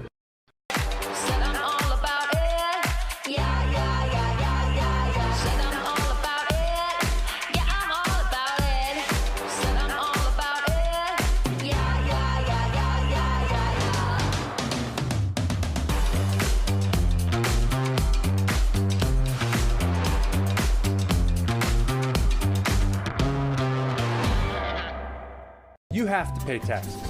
Ugh. It's just part of life. In the great state of Alabama, we have an awesome thing in our tax code called the Alabama Accountability Act, which allows you to redirect up to 100% of your state taxes to Scholarship for Kids, a scholarship granting organization that benefits partner schools like Restoration Academy. It's a no-brainer. Use your tax money for something that will make a huge impact at no cost to you. For more information, go to choosera.org. Halftime as Vestavia Hills leads 14-7. Kurt Bloom along with Chad Pilcher. What do you think the messages are in both locker rooms? For Vestavia, you're very pleased with the way you played. When you were moving offensively, clicking, not making mistakes, you moved the ball up and down the field almost at will. I thought Clay Chalkville did a good job of adjusting on that last drive, really kind of shutting down the outside plays, so Vestavia will have to adjust a little bit. I thought from Clay Chalkville's perspective, they made too many mistakes, just didn't give themselves a chance. But then that last drive, they did a really nice job of playing consistently, picking up big plays. The run game started going. At the half, Vestavia has 198 yards total offense. Clay Chalkville has 153, so Clay Chalkville really made a run on that last drive. But there's not been any big plays for Clay Chalkville, and to me that's the bigger thing is Vestavia hasn't given up those big plays, and then they've been able to put a very consistent offensive approach together all night long. Well, you look at, again, a defending 6A champion team, an explosive offense, great athletes, and yet they didn't score until about a minute left to go in the half. Vestavia Hills, the defense is playing like they did earlier against Hewitt and other games here where, again, the defense is keeping them in and trying to establish their dominance as well. Yeah, that's the kicker, is making tackles, not giving up those big runs. You saw, again, Clay Chalkville started to lean on him a little bit there late in the second half, so we'll see how Coach Evans adjusts defensively. What do you try to do? But he did a great job of bringing pressure when he needed to. But Fry's a very good athlete. We talked about the plays that he's made for Clay, and he's done a really good job, and so that's really kept them in the ballgame. You know, one guy that it started to dawn on me during the game that the Rebels were missing was Carson Mann, and the reason is because of his speed and what he's able to do. A couple of those plays where other guys are trying to turn the outside, we see Mann, and plus he gives a blow to the running backs. Again, not available, and hopefully a bunch of guys will be ready next week. And that's the kicker for Vestavia. They've not been healthy at all this year. I mean, we've talked about all the guys that have been out. You're hoping to get Jacob Watson back next week. Again, hopefully Watson would be back as well and have that full complement, not only just a different look with the fresh legs and just giving opportunities, but the real kicker is for Charlie Taft to continue to develop, to continue to play well, which he's done. We're at the half. Vestavia leads 14-7, and at this time we're going to watch the Vestavia Hills Marching Band.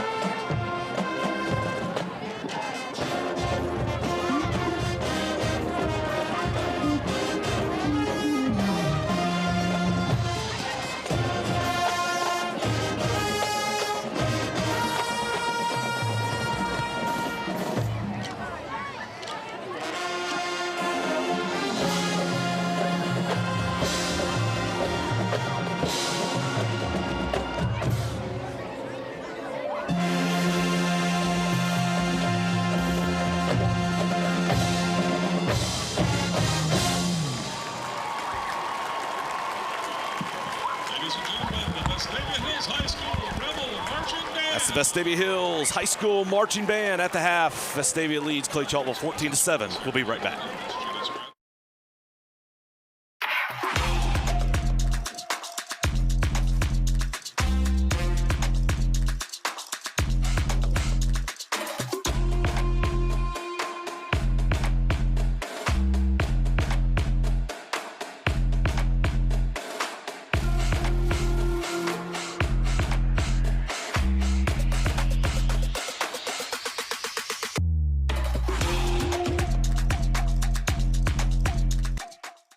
A game without a crowd is just a scrimmage.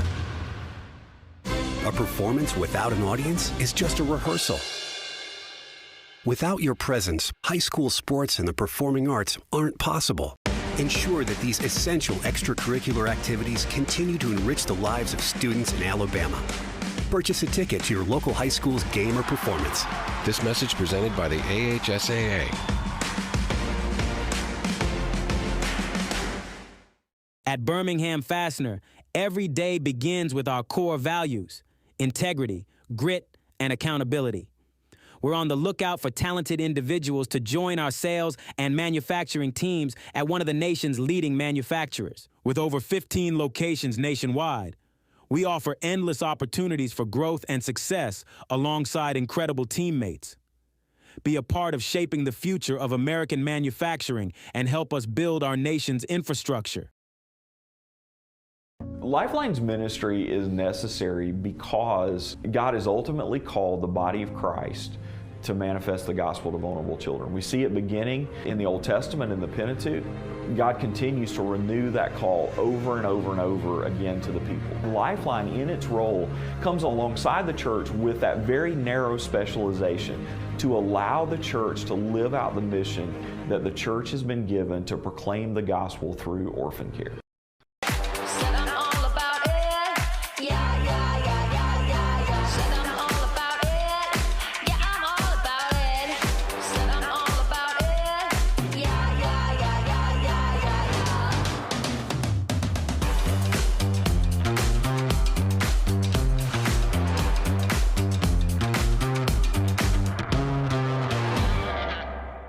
You have to pay taxes.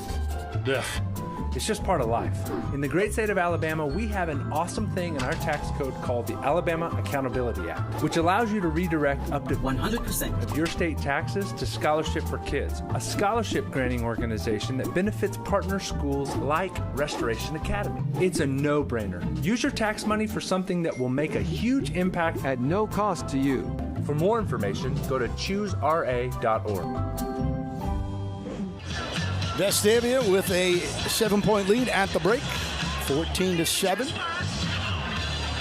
Clay Chalkville will get the ball first, and I've always felt that first possession of the second half really is a big momentum swing. You gave up points to end. You don't want to give up points to begin the next quarter. And you also want to make sure that Clay does not find that word momentum. They do. They're dangerous.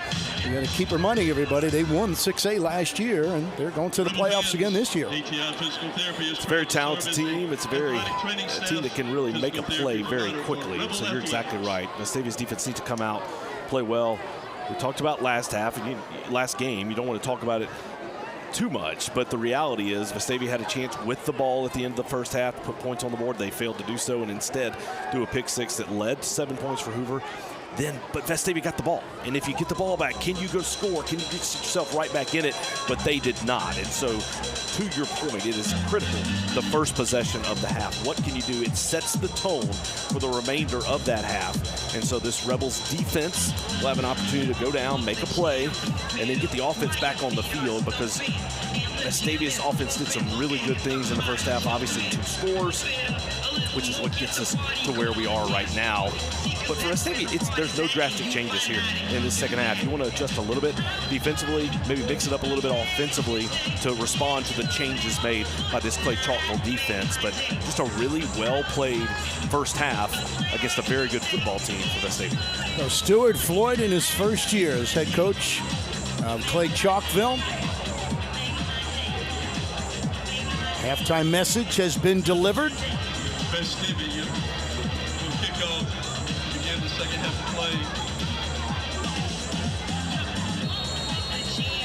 And defends the south end zone. Kicking off for the Rebels, number 13, Owen Simpson. Owen Simpson will get quarter number 3 underway. Number 85, Caden Ferris. 2 back for the Cougars. Line drive fielded by Marlon Compton. Compton going far side, gets to the 20 and still on his feet and then back down at the 25. Yeah, it's going to be a block in the back against Clay Chalkville. Leighton Downey did a good job of getting down the field and got behind the Clay Chalkville special teams. He was blocked in the back, and so it's going to be a penalty to start this half against the Cougars. Man, you just had your halftime break, your speech, your rah-rah, let's go, and play number 1, we already make a mistake. And again, you're down, if you're Clay Chalkville, down by 7.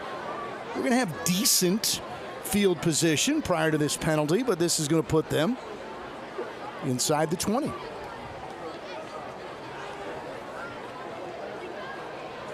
And a long field as they will begin at the 16.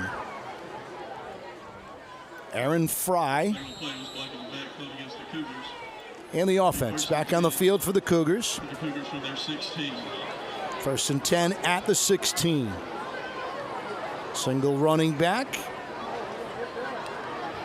Flare out to the near side, caught. Good first down yardage. Cross pass complete to number 42. Nasir Ray on the tackle for the Rebels. Number 7, Larry McSwain Jr. Nasir Ray on the reception. I like that play call there by Clay Chalkville. Just an easy swing pass, almost an extension of the run game. Now they go across the field. Completed for a first down. First play is a swing pass to the right. Second play is a quick hitch route to the left. And that's a first down just like that for Clay Chalkville. 1st and 10 Cougars. Another pass play, so they want to see if they can find something in the air. Everything is quick, just getting rid of the football quickly. Short routes, delivering to the open receiver. Number 8, Jakari Johnson on the tackle. Number 3, Owen Wilbanks. Gain of 7 yards, 2nd and 3. First down just about there for Aaron Osley. I think he's got enough. Tackle made by number 1, Spence Hanna. Spence Hanna came up from the safety position to make that tackle. That's his 7th tackle of the night. He leads the Rebels. And you've taught our audience that's good news, bad news. Good news because he's so good. Bad news, you don't want your safety to be leading your team in tackles. That means he's making tackles down the field. Yep. So here's a 1st and 10. Fry, not afraid to go long. Directing traffic, and now Fry knocked out of bounds at the 38-yard line. Owen Wilbanks got his shoulder on Fry. That was a good job of recovery there by the Rebels. Actually, on the initial, as the snap came, they had 2 defenders running to the outside running back to cover him. They then adjusted, had everybody else covered up, and then made the tackle. Once again, Fry, little swing pass to the running back. And right down to his feet. And again, a loss of yardage that time is Joshua Woods. Loss of 2 yards on the play. It's a couple of negative plays. First play was right back to the line of scrimmage after all that running. Then a negative play. And this is kind of, again, the rhythm that Clay Chalkville, the lack of rhythm is a better way of putting it, that they just did not have in that first half. Just couldn't put anything together. That one actually had a chance. Pressure by the Rebels. The ball dropped right over the blitzing linebacker, but just slipped down for a loss of 2. 3rd and 12. Fry has plenty of time. Now, being chased. Now flings it and in and out of the hands of Kumar Robinson. There's a lot of pressure by William Plaisance. That was a really good play by Fry just to keep that alive.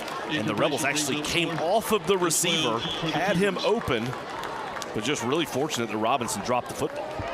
So after all of that, you had the decent field position, then a penalty, and you do wind up forcing a punt. The Rebels will get the ball to try to increase their 7-point lead. High snap. Just got it away. There is Taff, and Taff actually is going to try to run this thing a little bit, and wisely goes horizontally instead of vertically. He has been taught well. There's no reason to have your quarterback take shots on special teams, and we haven't talked about this in a while. The bottom line is Charlie Taff last year when he was the backup quarterback to John Paul Head, he caught punts all season long as a freshman and returned kicks. He's very capable. It's a skill to be able to return punts, and ultimately for Vestavia, they want somebody that's going to catch the ball. They're not so worried about the return, but just be solid and take care of the football, and that's what Taft does. Cougars with 3 on the rush, and you got a pass and a chance for a long one. Still on his feet is Stubbs. Stubbs all the way down to the 32-yard line of the Cougars. Been waiting for that one to pop, Chad. Coach Patrick Davis, the basketball coach, talked about Stubbs being on his team, and after we went off the air, he talked about what a good kid he is, how he's just so thoughtful. He said it's almost like talking to a peer, the way he understands the game, the way he approaches things, and he's just been really good these last few weeks. And Littleton out of the backfield. Littleton headed to the end zone. Touchdown!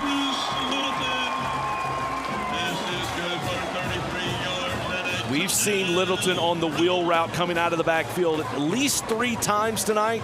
The first one was completed. The second one was knocked down. This time, the Rebels get Littleton out on the edge again on that wheel route. Perfect throw by Taft. Touchdown, Rebels. Got a new nickname for him, by the way.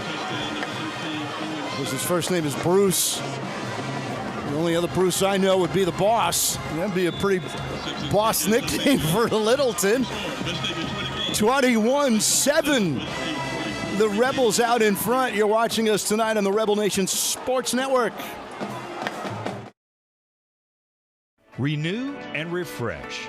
JH Outback focuses on strengthening family bonds with spouses, parents, and children to help in spiritual growth and life purpose. Join us for a fun-filled weekend together in an undistracted environment, enjoying the outdoors with great food, entertainment, and live music. JH Outback. Renew and refresh.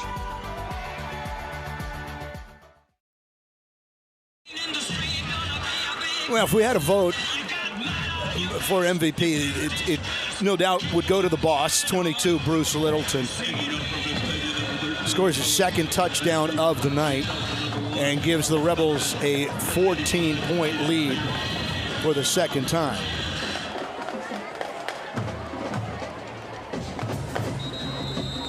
No, sir. Thoughts of running that out, but that was like 6 yards deep for Caden Ferris. And a flag on the play. Vestavia now has 21 points tonight. This is a good time to remind you that Clay Chalkville came into this ball game giving up only 8.9 points per game. This season they've given up 7, 7, 0, 0, 13, 14, 12, 21, and 6. This is the most they've given up all season long. The only other time they gave up 21 was in their loss to Oxford on October 18th. And in fairness, again, if you're just tuning us in, perhaps you're not ultimately familiar. They are a 6A team, and they did beat Thompson, a 7A team, and a state championship caliber club. And the difference, Chad, and I'm talking with Jeff Allison down on the field and some other media guys, the difference is really the depth.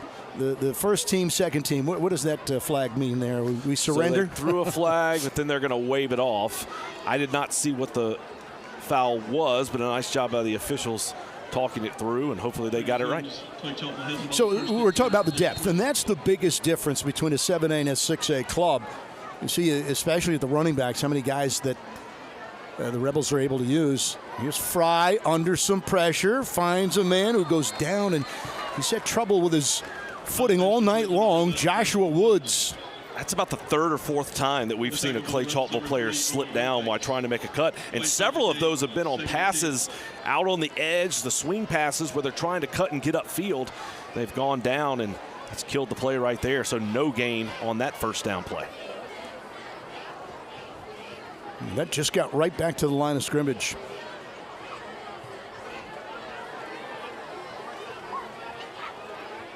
Linebacker showing pressure.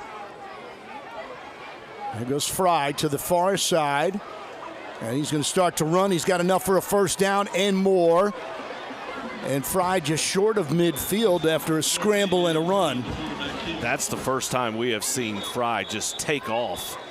And we knew he was fast, but he let it go that time. Did a great job of running fast. Clay Chalkville coaching staff did not like something there on the sidelines. A flag is on the field, and they're indicating that it's against Clay Chalkville. And I can see Stuart Floyd is obviously visibly upset. And there, you're watching it on YouTube. That's Floyd raising his right arm, left. The only thing he didn't do is the Lane Kiffin clipboard throw. Oh, that's going to take a first down and plenty away from the Cougars. And again, Chad, no momentum as they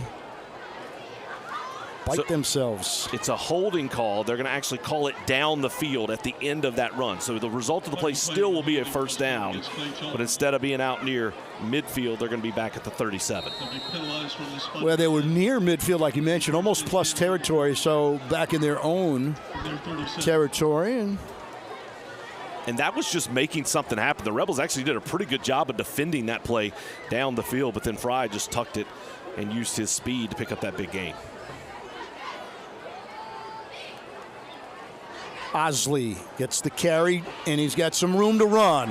Osley at the 40 and more. Stiff arms, and then out of bounds, but a big run by Aaron Osley, his longest gainer of the night.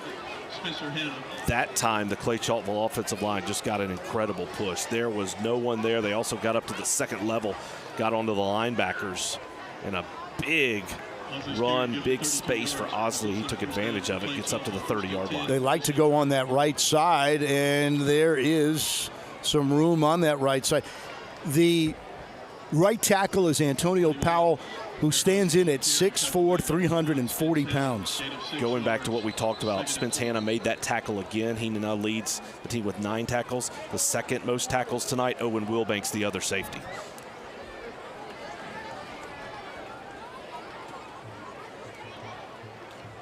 They had a tackle last year, Chad, that would lead them obviously to the state championships. He was 6'8", about 340 pounds, and wound up going to Oregon. We talked about Mbakwe was the quarterback, and there's some pressure on Fry. Eludes and then heads towards the sticks. He's going to be short. Going to be right there. Yeah, we'll see where the sticks were dropped. The line judge, there was a chain gang, did a good job of dropping the sticks that was coming his way. It's going to be third down just shy. And one thing you can't do against Fry, you cannot lose outside contain. You have to keep him inside. We've seen him now twice on this drive get to the edge and pick up big gains. Third down run, Osley, and Osley might have gotten back to the line of scrimmage. Good pursuit by the linebackers. Josh Arundel shot in there to make that tackle. Lost a yard on that play, so now it's fourth down. Decision time for Coach Floyd, and he is going to go for it.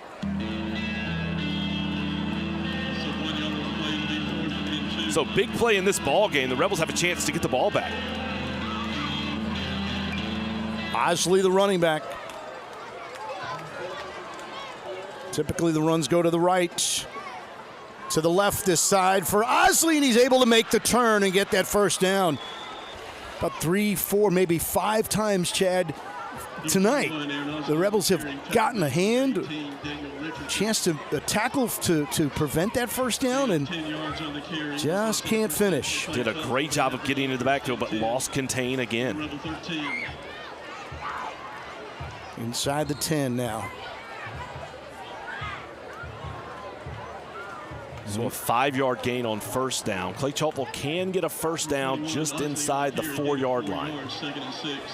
See the Rebels changing personnel, guys running in and off the field. It's the first time tonight we see some Rebel defenders with their hands on their knees, hands on their hips. This has been back-to-back long drives. Long drive to end the half, now a long drive here to start it. Osley tripped up. Spence Hanna again. He is doing a great job of reading the run, getting up, making that tackle. That's his 10th.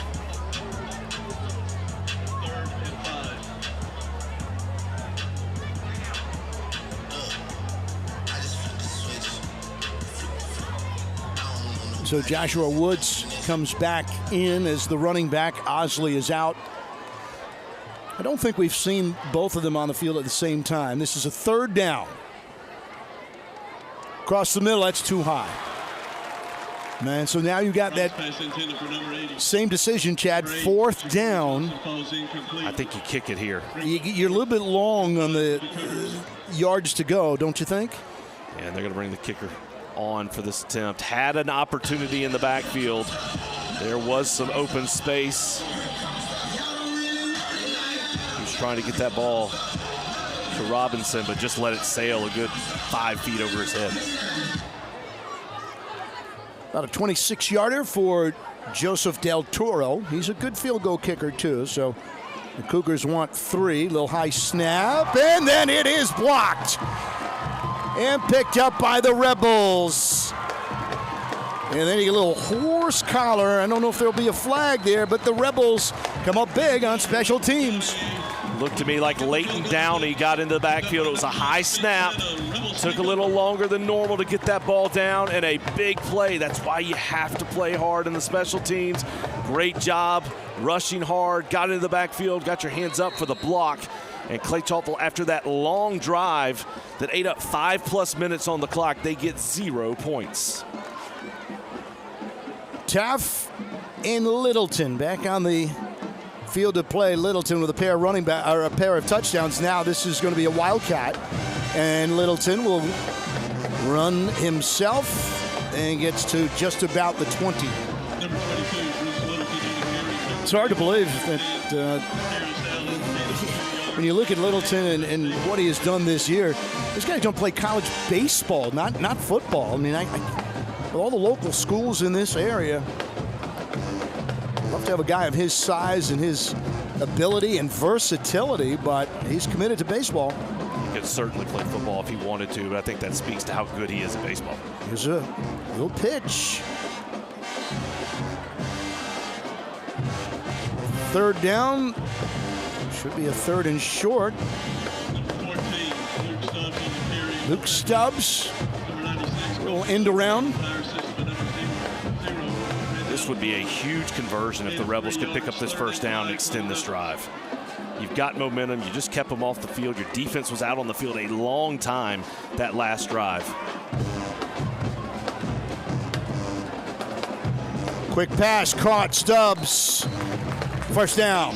Well done on that slant. I like that play call. Bruce Littleton's been such a big part of the offense. They went play action and then quickly went out to Stubbs.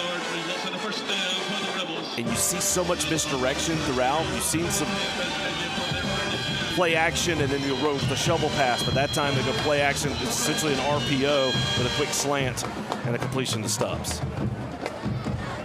Littleton in motion. Boylan gets the handoff near side. Boylan makes his cut. Boylan stays on his feet until he's knocked out at around the 44, 45 is where he'll be marked out. Well, looks like, is that coming back, Chad? Yeah, it is.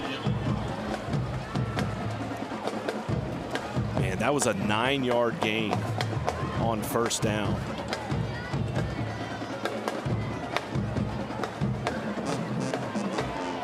Had to be a hold there, and that's the call against the Rebels. Vestavia penalized 10 yards for holding. It'll be 1st and 20. Well, the down remains the same, but now you get 20, and then we got another flag, and that might be 5 more against the Rebels. And they are going in the opposite direction. Yep, 5 more. 1st and 25 coming up. And that would happen quickly. It's almost, Vestavia had just gotten set. The flag came out.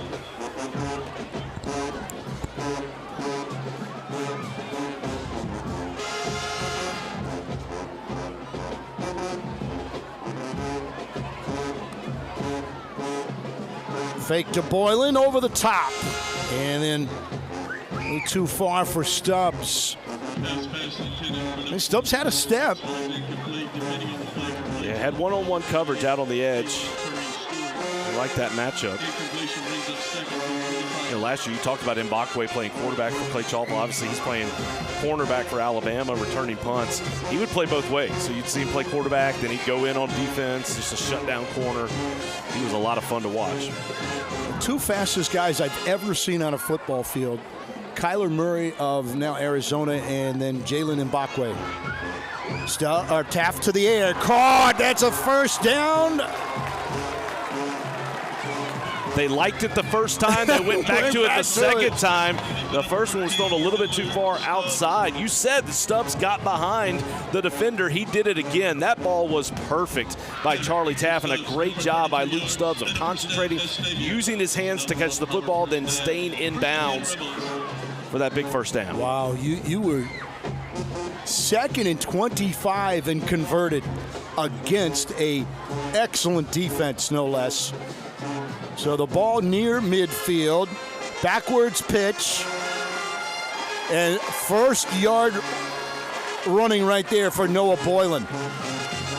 And Boylan obviously out a few weeks. He looks fresh. I was about to say, on the field. That's the word. Doesn't he have fresh legs? Late in the ball game, and he is really starting to get cranky, and he now has 4 carries for 26 yards. Another Baumhauer first down. 1st and 10, Vestavia from the play. So since that block field goal, Rebels marching down the field, also controlling the clock. This third quarter has less than 2 minutes. Pitch, Littleton, who has scored twice. Number 22 is Littleton on the carry, tackle made by number 9. Second down. Gain of 3 yards, 2nd and 7, Vestavia. 7 to go. There's the boss, 22. Everyone looking to what would be our near sideline.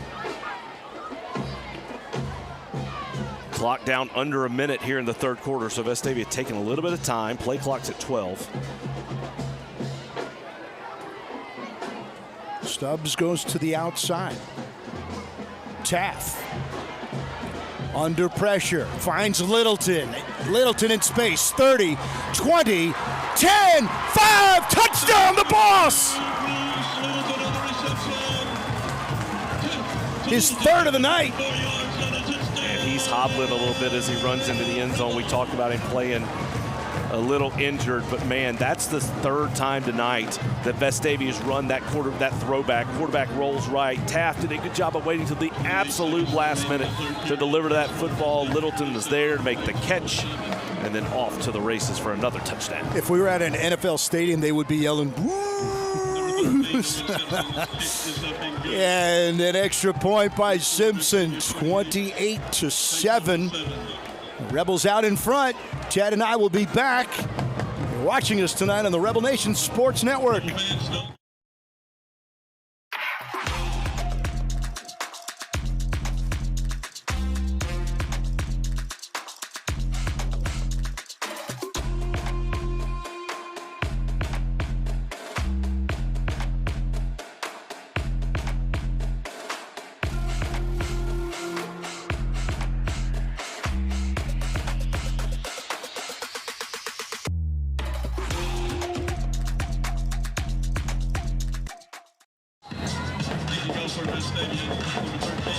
28-7. Rebels. Clay Chalkville getting into that near territory of got to put some points on the board. You got 12 minutes in the fourth quarter and 28 seconds left here in the third. And they just have had no consistency, no rhythm at all. And this is the number 5 ranked team in 6A football in the state of Alabama. Their only loss is to Oxford, who is ranked number 3 in 6A football and undefeated. So this is a very talented team. We've said it several times. They beat Thompson in overtime. So capable and have won very big games, and Vestavia just controlled this from the get-go. Dumped out to Woods. He's hit hard at the 25.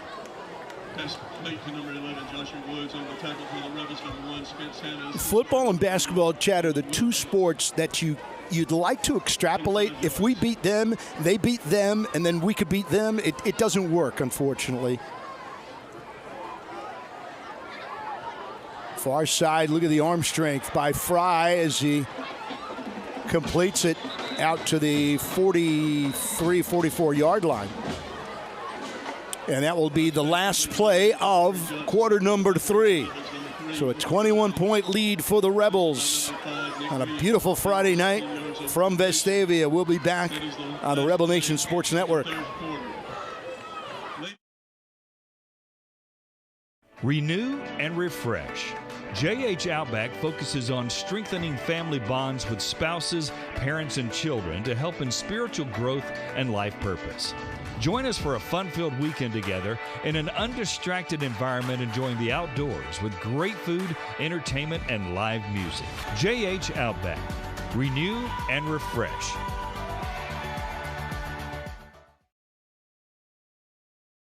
A game without a crowd is just a scrimmage. A performance without an audience is just a rehearsal. Without your presence, high school sports and the performing arts aren't possible. Ensure that these essential extracurricular activities continue to enrich the lives of students in Alabama. Purchase a ticket to your local high school's game or performance. This message presented by the AHSAA.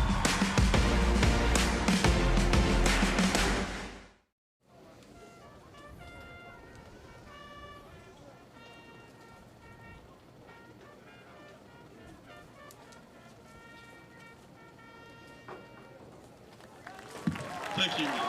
Fourth quarter about to begin. Look at the receiving numbers on Littleton tonight. He's been targeted 7 times. He has 6 catches. He now has over 100 yards, 103 yards, 2 touchdown catches, 1 rushing touchdown. Big time night by a guy who's been big time all season long, and he's doing this at not 100%, just fighting through, continue to push, and just a critical part of this Vestavia offense. He's been so good all season long, and he has stepped up big here tonight. Shows his character and his toughness. Yeah, you saw after that last touchdown, there's some sort of looks like a lower leg injury, and yet he still wants the football. He feed me more. Fry, complete into Vestavia Hills territory. Marlon Compton. That's a nice gain on first down for Clay Chalkville for Vestavia. You don't necessarily change your approach here, but obviously the clock is your friend, and you want that clock to run as much as you can. If Clay Chalkville's going to score, you want them to take as much time as possible to do so. Obviously, to kind of counteract that, Clay Chalkville is very quickly coming back to the line of scrimmage and probably will for the rest of this ball game. Fry wanted to go deep, being chased, and make sure that no one gets to it. Second down coming up. You know, I mentioned at the third quarter in that possession a few minutes ago that they were in that territory of near territory. They got to score points, and now that we have reached the fourth, they're down by 3 touchdowns against a defense that is playing exceptionally well. And so I think it's safe to say they've got to come away with points, and 3 might not be enough for the Cougars. A handoff and good yardage by Woods. Woods spins and gets down to the 25. Those are the types of runs you just can't give up. You can give up with them moving the ball, but not on these big 20 and 30-yard chunks. You want to minimize it, short runs, but nonetheless, it's a good gain there by the Cougars. First down inside the 30-yard line. They have been few and far between, however, for Chalkville. They have not been able to establish that running game. That's Woods, makes a move. Woods heads to the 10. Woods still on his feet after a missed tackle and gets in the end zone for a touchdown. Joshua Woods. What an incredible job by Woods on back-to-back plays, just fighting forward, refusing to go down. And after we said you want them to take as long as they can to score, we're only only 56 seconds into this fourth quarter, and Clay Chalkville's already cut it down to 2 scores. Joseph Del Toro for the PAT to make this a 2-touchdown game. We'll take a timeout. The Rebels out in front of the Cougars. Last game of the regular season. We'll be back after this on the Rebel Nation Sports Network. At Birmingham Fastener, Every day begins with our core values: integrity, grit, and accountability. We're on the lookout for talented individuals to join our sales and manufacturing teams at one of the nation's leading manufacturers. With over 15 locations nationwide, we offer endless opportunities for growth and success alongside incredible teammates. Be a part of shaping the future of American manufacturing and help us build our nation's infrastructure. Back at Thompson Reynolds Stadium at Buddy Anderson Field. Vestavia 28, Clay 14. Don't necessarily expect it, but you have to be aware of a potential onside kick, some kind of pooch. Don't want to give away a free one. Del Toro is the kicker. And there they go. They line up an onside kick. He's going to try it. Off the Rebels. And then picked back up by Vestavia off a bounce. Wow. You knew it was possibly could come. They shifted it. That was an excellent kick. And then Will Ainsworth did such a great job of recognizing that ball. The ball was sitting on Clay Chalkville's side of the field, and Ainsworth just flew to go dive on that football and save that possession for the Rebels. Well, now the Rebels in plus territory to begin the drive. A drive in which they should be looking to milk the clock, and the first thing they do is give it to Taff, who loses 2. They were absolutely are going to look to milk the clock on this drive. Clay Chalkville knew that as well. They walked an extra defender down into the box and 1 at the line of scrimmage, so it's a loss of 2 on first down. It's a tough balance for offensive coordinator Josh Franklin, head coach Robert Evans. You don't want to get completely out of rhythm. You don't just want to give in and run the ball and punt it away, but at the same time, you need that clock to run. And keep in mind, every first down takes about 2 minutes off the clock. So crucial if you can somehow pick up a first down, play clock down to 4. Rebels still not set. Yeah, and they might have to burn a timeout. They will. Robert Evans, you're watching us on YouTube, and Noah Boylan was bouncing in between. Am I coming in? Am I coming out? And Robert did the right thing, call a timeout. It's so funny. This is an offense that's so used to going so fast pace, and getting in the right spot so quickly. That time you're using all the play clock. You use almost the entire 40 seconds, and guys were confused on where they needed to line up. So we have a chance to reset the scene for you. You see 2nd and 12. The Rebels have the ball in Clay Chalkville territory and leading by 14. Regular season finale. Both teams will go to the playoffs. Vestavia will head down to Mobile at technically Sems, as Chad mentioned, against Mary G. Montgomery in the opening round next week.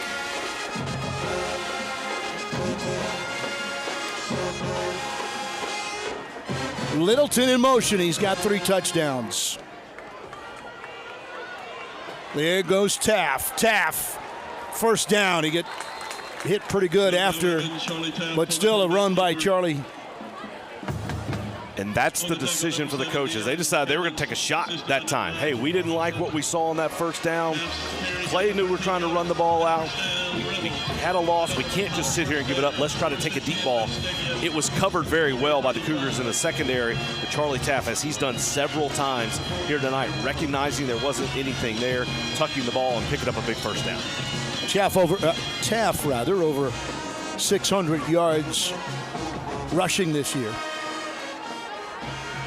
Handoff.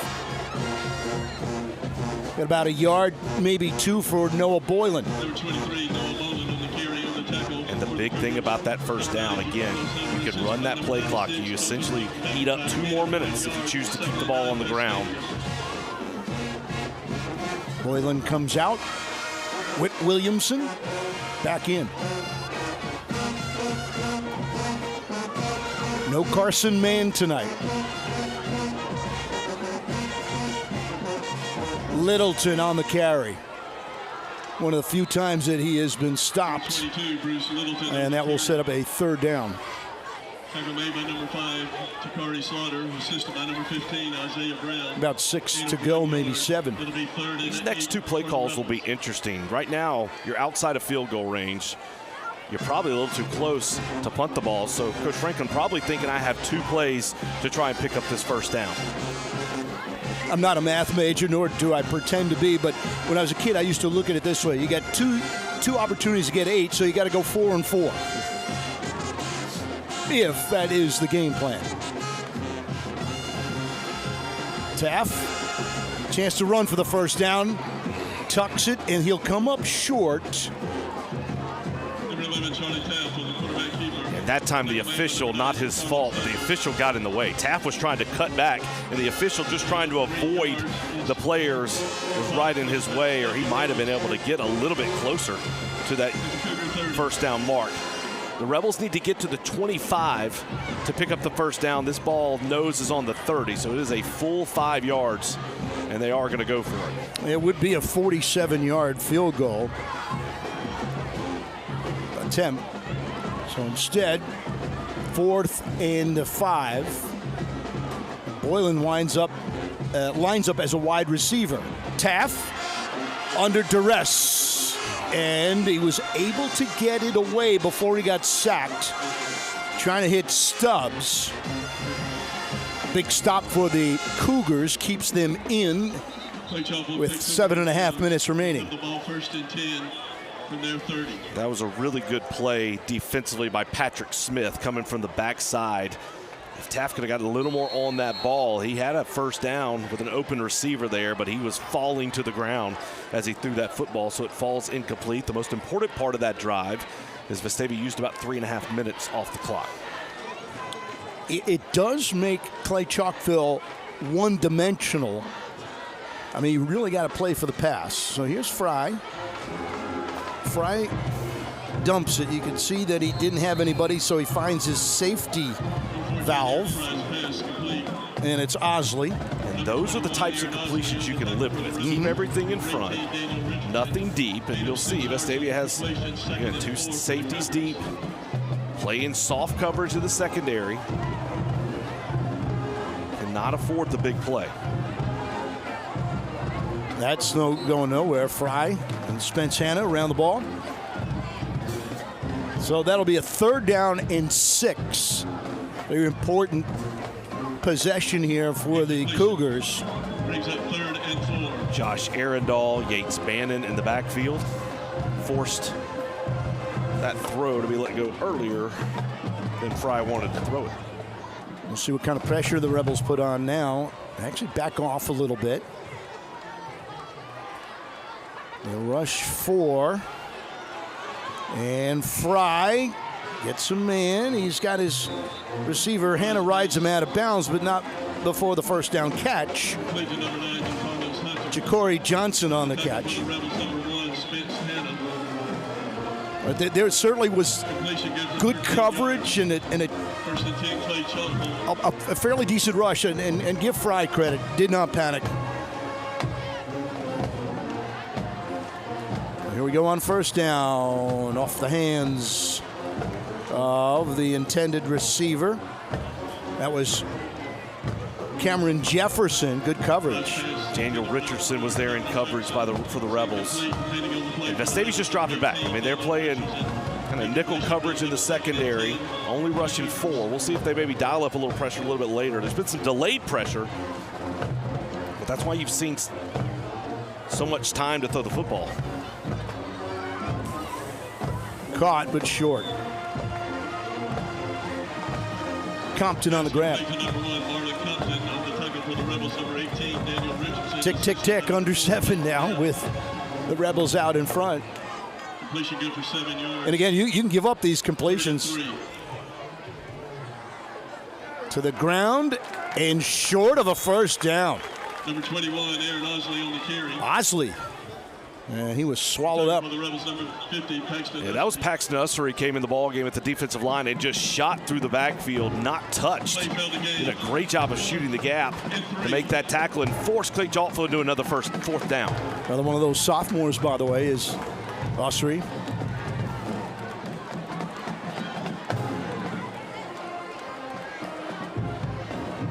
4th and 3. Fry. And Fry reaches. That is a great play by Spence Hanna. It's going to depend on the spot. I think he's about a half yard short, but let's see where the sticks are. Yeah, if there was a replay, you could see that he probably was taken out short. And the way that the Rebels are acting, he's going to come up short anyway.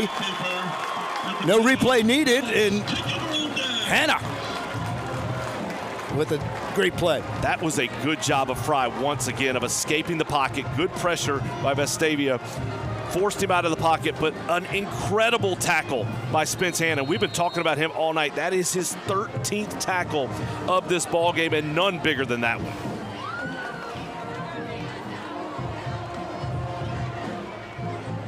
Six-minute mark. Taff calls his own number and gets about 8 yards. Good push on the right side of that line. It's going to be Taff and Littleton. I've got to think the rest of this way. So you don't think we need the other 9 guys in the field, would you? Well, they're going to play an important role, but I would bet that those 11 and 22, right? Are going to have their hands on the football. Run that clock and pick up first downs. Yeah, Boylan came out for Whitmire. And that is a first down for Bruce Littleton. Number 22, Bruce Littleton. So, looks like a heavy dose of 11 and 22 to the finish line. 3 touchdowns for that guy right there. Taff has 72 yards tonight. Littleton has 56. The Rebels are just shy of 400 yards of total offense. Against a team that had been playing extremely well, pitched a bunch of shutouts, and beat Thompson in a low-scoring game in overtime, as you had mentioned. Webb in motion. It's 22. Littleton gets the Wildcat direct handoff, then a little extracurricular at the end. Bruce Littleton on the carry on the tackle. For the Cougars, number 5, Takari Slaughter, assisted by number 6. Bruce was trying to throw that ball earlier with his left hand. Left-handed pitcher, I would think, right? Woo. I'll have to come out and see the Rebels baseball team this year. I tell you what, Chad, he is not 100%. I don't know what there it is. See him check him out his lower leg, knee, shin, foot. Something's not right, but he is not coming out. He is the heart and the soul of this team. And a whistle, timeout. Yeah, the play clock ran down. You want to use the clock, but you can't let it go to 0. So Coach Evans forced to call another timeout as this game goes along. Obviously, still some work to do. 4 minutes, 2 seconds left to go for the Rebels. But just to give a little context, Coach Robert Evans in his 3rd season. The Rebels are going to the playoffs for the 3rd year in a row. They've made it to the 2nd round the last 2 years where they've lost to Thompson. The bracket has shifted this year, so Birmingham region's matched up against Mobile, and then you'll flip it. And you don't know who you're going to play in that 2nd round, whereas last year you would have probably played a Birmingham team. But to give some context, obviously the legendary Buddy Anderson did a phenomenal job, and from 1984 to 2013, Vestavia made the playoffs 26 times out of 30. They made it 8 times in a row from 2006 to 2013. But after that, they've only made it 4 times in the last 11 years, 2 of those under Coach Evans. And now for the 3rd time in a row, they're going back to the playoffs. That hasn't been done since 2011, 12, and 13. And you're doing it in either the best region or the 2nd best region in all of the state. There's Littleton. So I don't think the other 9 guys really need numbers. It's 11 handing off and finding 22 as we are under 4 minutes. Chad, we need to remind everybody again, I think that reminder about we're not going to be on YouTube next week. There you go. Chet, why don't you take that read for me? So all season long, we've been here on the One Rebel Athletics YouTube page, on the One Rebel app. Due to Alabama High School Athletic Association rules, all playoff games are broadcast on the NFHS network. We will be doing the game live down from Mobile. You can watch this same broadcast like you watch every single week, but you'll have to watch it on the NFHS network. That's not our rule. That's the AHSAA rule, but the game will be live. It will be available on the NFHS network. We'll hope you tune in for the Rebels, who've had one of the most difficult schedules in the entire state. It doesn't get any easier. You're playing the number 1 seed out of Region 1. That's Mary G. Montgomery. They defeated Baker to win the championship. They're 9-1. They're ranked number 3 in the state of Alabama. So it's just another big test, and that's what Vestavia's had all season long. Huge tests against really high-quality opponents. That's what this is tonight, against a very high-quality 6A team, the number 5 ranked team in the state, and they've played very well tonight, and they'll have a very difficult task next week in the first round of the playoffs. It's 11, and that's Taft. You called it. 11-22. Next Friday, week from tonight, will be one of the most exciting nights of my life as my daughter Chloe is getting married. So I thank ahead of time J.D. Byers for filling in the size 10s. Shouldn't be a problem, and your only task is to get this back to a second round, so I can get back on the mic. That's right. Well, congratulations to you, to your daughter, to your family. We're going to miss you, but we're thrilled for you.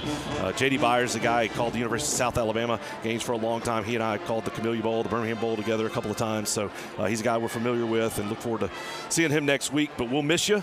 But we're looking forward to a big game from the Rebels, and hopefully we'll get you back in the second round. Fumble. Taft falls on it. JD is very, very qualified. Byers has had many years with South Alabama. People will enjoy his broadcasts, and like I said, all I ask is for you and Robert Evans to bring it back. Give me another week. Well, Clay Chalkville uses their second timeout here. 3 minutes, 39 seconds left on the clock. 2nd and 15 after that fumble. One thing on that last first down, it was a great run by Taft to pick up the first down, but he went out of bounds, so he stopped the clock. And so that's the only downside. The thing you have to remember is you need to stay in bounds. That's, again, you lost 40 seconds by going out of bounds, and so it's really imperative. You'd love to pick up the first down. That was important, and he got it. But on these runs, you want to stay in bounds and keep that clock alive. Clay Chalkville down to 1 timeout. They will likely use it after the next run play. That great camera work by our crew, led by John Visiglio, Abby Gillette.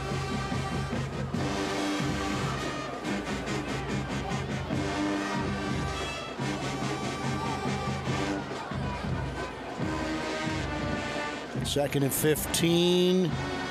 Boylan. Love the way that sophomore got hit and still falls forward. That was a good run by Boylan's. First time we've seen anybody other than Taft or Littleton carry it in a while. But he did a good job of spinning, continuing to push forward. Talked about the total offense tonight for Vestavia, 410 yards. Boylan has 32 on the ground. Littleton has 61. Taft has 74. Just a very impressive offensive performance, and now you have to finish the deal. The Rebels are 5 of 8 on 3rd down. This is a 3rd and 10. You could obviously pass the ball if you'd like to. I would be surprised if the Rebels did that. It's kind of a similar situation to the previous drive where you're too far out for a field goal attempt. This is outside of Simpson's range, so you're probably thinking I have 2 plays to pick up this first down. Clay Chalkville's out of timeout, so if you keep the ball on the ground, the clock will keep running. I think you go probably run here on 3rd down and then explore your options on 4th. Littleton will set up as the H-back. Boylan on the left tip of Taft. And then Taft with the play fake and then goes straight ahead. He's going to get close to a first down. So this is going to take the clock under 3 minutes. Under 3 minutes. Play clock is right at 30. And now we got an injury for the Rebels, so the clock will stop. Goodness gracious. It's Hayes Hudson.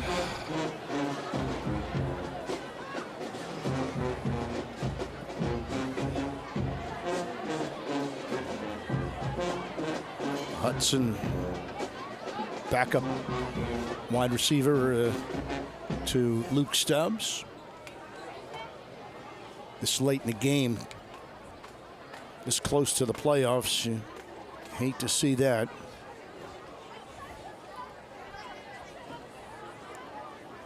Three minutes, 14 seconds left in the ball game.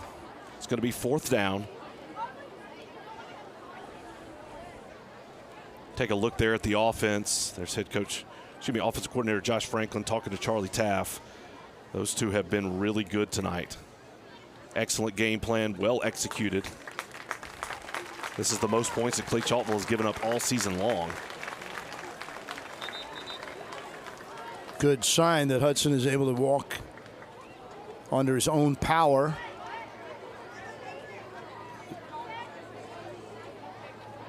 That left shoulder, left arm, hard to tell. But so play clock at 25. The clock will now crank.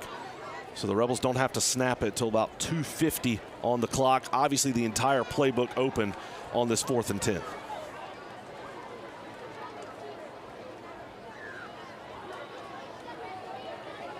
So Coach Evans standing by the officials. They're going to let it run all the way down. Call a timeout with 1 on the play clock. Surprised with that injury, they didn't ever go ahead and get their call ready. But nonetheless, they use the timeout, use all the time that they can. 2 minutes, 49 seconds left to go. No timeouts left for either team. We've had a run on timeouts here in this last little bit of this 4th quarter, but this is a very important play. Obviously, if Vestavia converts, ball game's over. They'll be able to essentially run the clock out. If Clay Chalkville comes up with a stop, then they'll have a chance, but they will need to score 2 times in the final 2+ minutes of this ball game. And for Clay Chalkville, they wanted to play up, have a big competition going into the playoffs. There's different philosophies when you're scheduling. Sometimes you take a bye week during the season. Sometimes a lot of teams take it this last week of the season to get ready for the playoffs. Typically, if you know you're going to make the playoffs, you might take it there. But I like playing the last week, especially for the season for Vestavia. You needed that break in the middle of the season. Then you play this last week. And then Clay Chalkville, too. Again, they're going to play Gadsden City at home next week in the first round of the playoffs. I think this, as I mentioned at the opening of the broadcast, this is great to play because of that Hoover loss last week. Taft going for the home run ball and a little, we're going to get pass interference. And that's going to do it. And wow, that's a huge call. Stubbs was the intended receiver.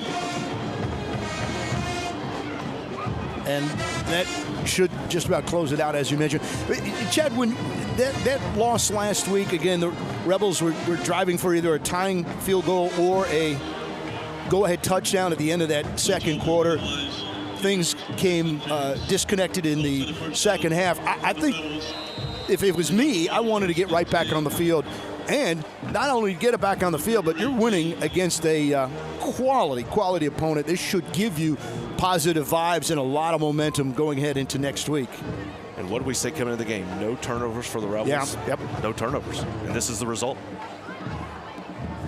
You know, I'm watching Littleton, who has scored 3 touchdowns. I was watching and wondering if he's going to get a chance for his 4th. And you know what he did? He just laid down a big-time block. That's why he is the boss. Kid's a fighter. He does whatever this team needs to do. I believe this when you look at this team going in. I believe these kids believe it. I know Coach Evans believes it. If Vestavia plays a clean football game, they can compete and have an opportunity to win against almost anyone. It was proven. If they make mistakes, no shot. But they have to play. If they play really well, they have a chance to beat almost anyone.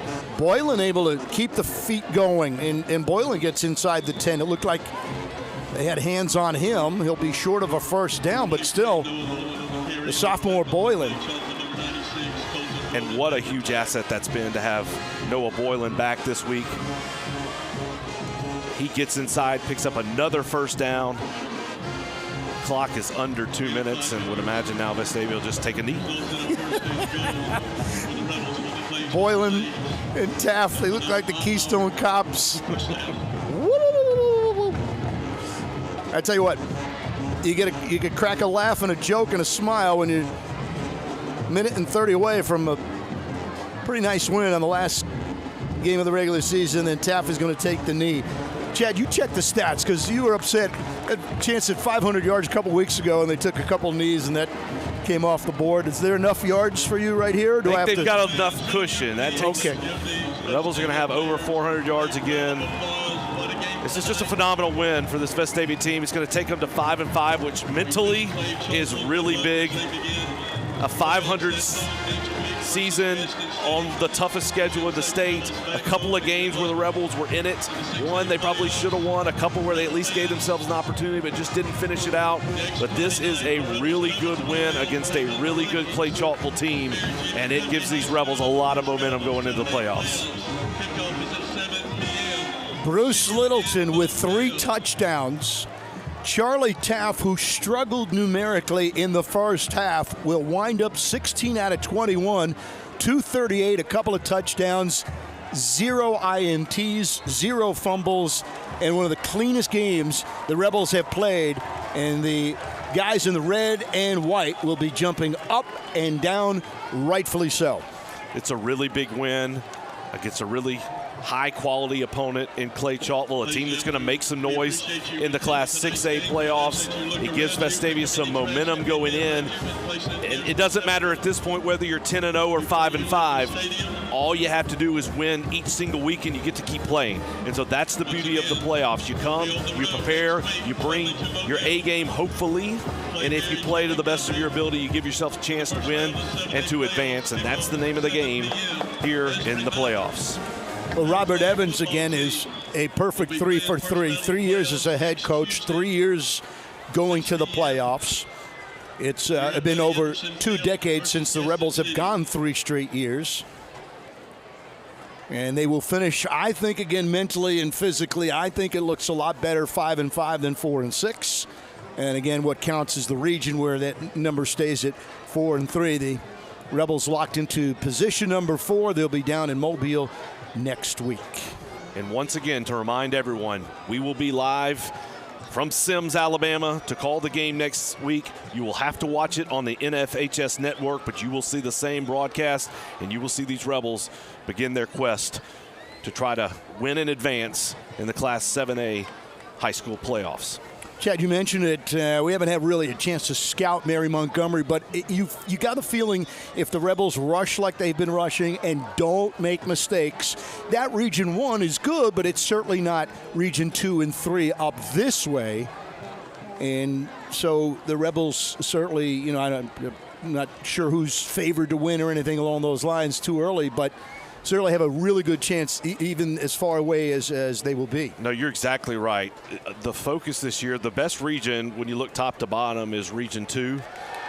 They've been good. They have Auburn, which is the #1 team in the state.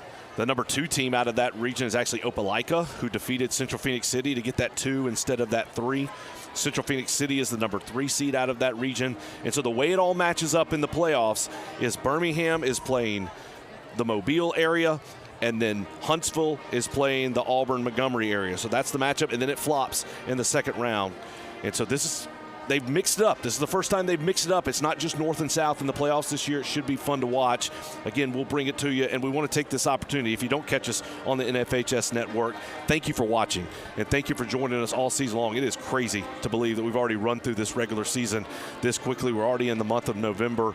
It's been a lot of fun to watch this team and to be a part of this broadcast. Kurt, loved having you here this week. And again, hopefully we get a win and we get you back in 2 weeks. But John Forsiglio has done a phenomenal job running this broadcast every single night. Abby Gillette does a great job of teaching these kids to learn and to be a part of this broadcast. We talked about these Vestavia Hills High School students who have done such a good job, not only running the cameras, but helping with the production, helping with the broadcast. Matt Wyatt being a part of our broadcast crew, running cameras as well, has done a great job. Stephen Gill, Roger Jackson on the stats. Just so many people that put in so much work. And again, Myra Miles, the athletic director, giving us the opportunity to do it.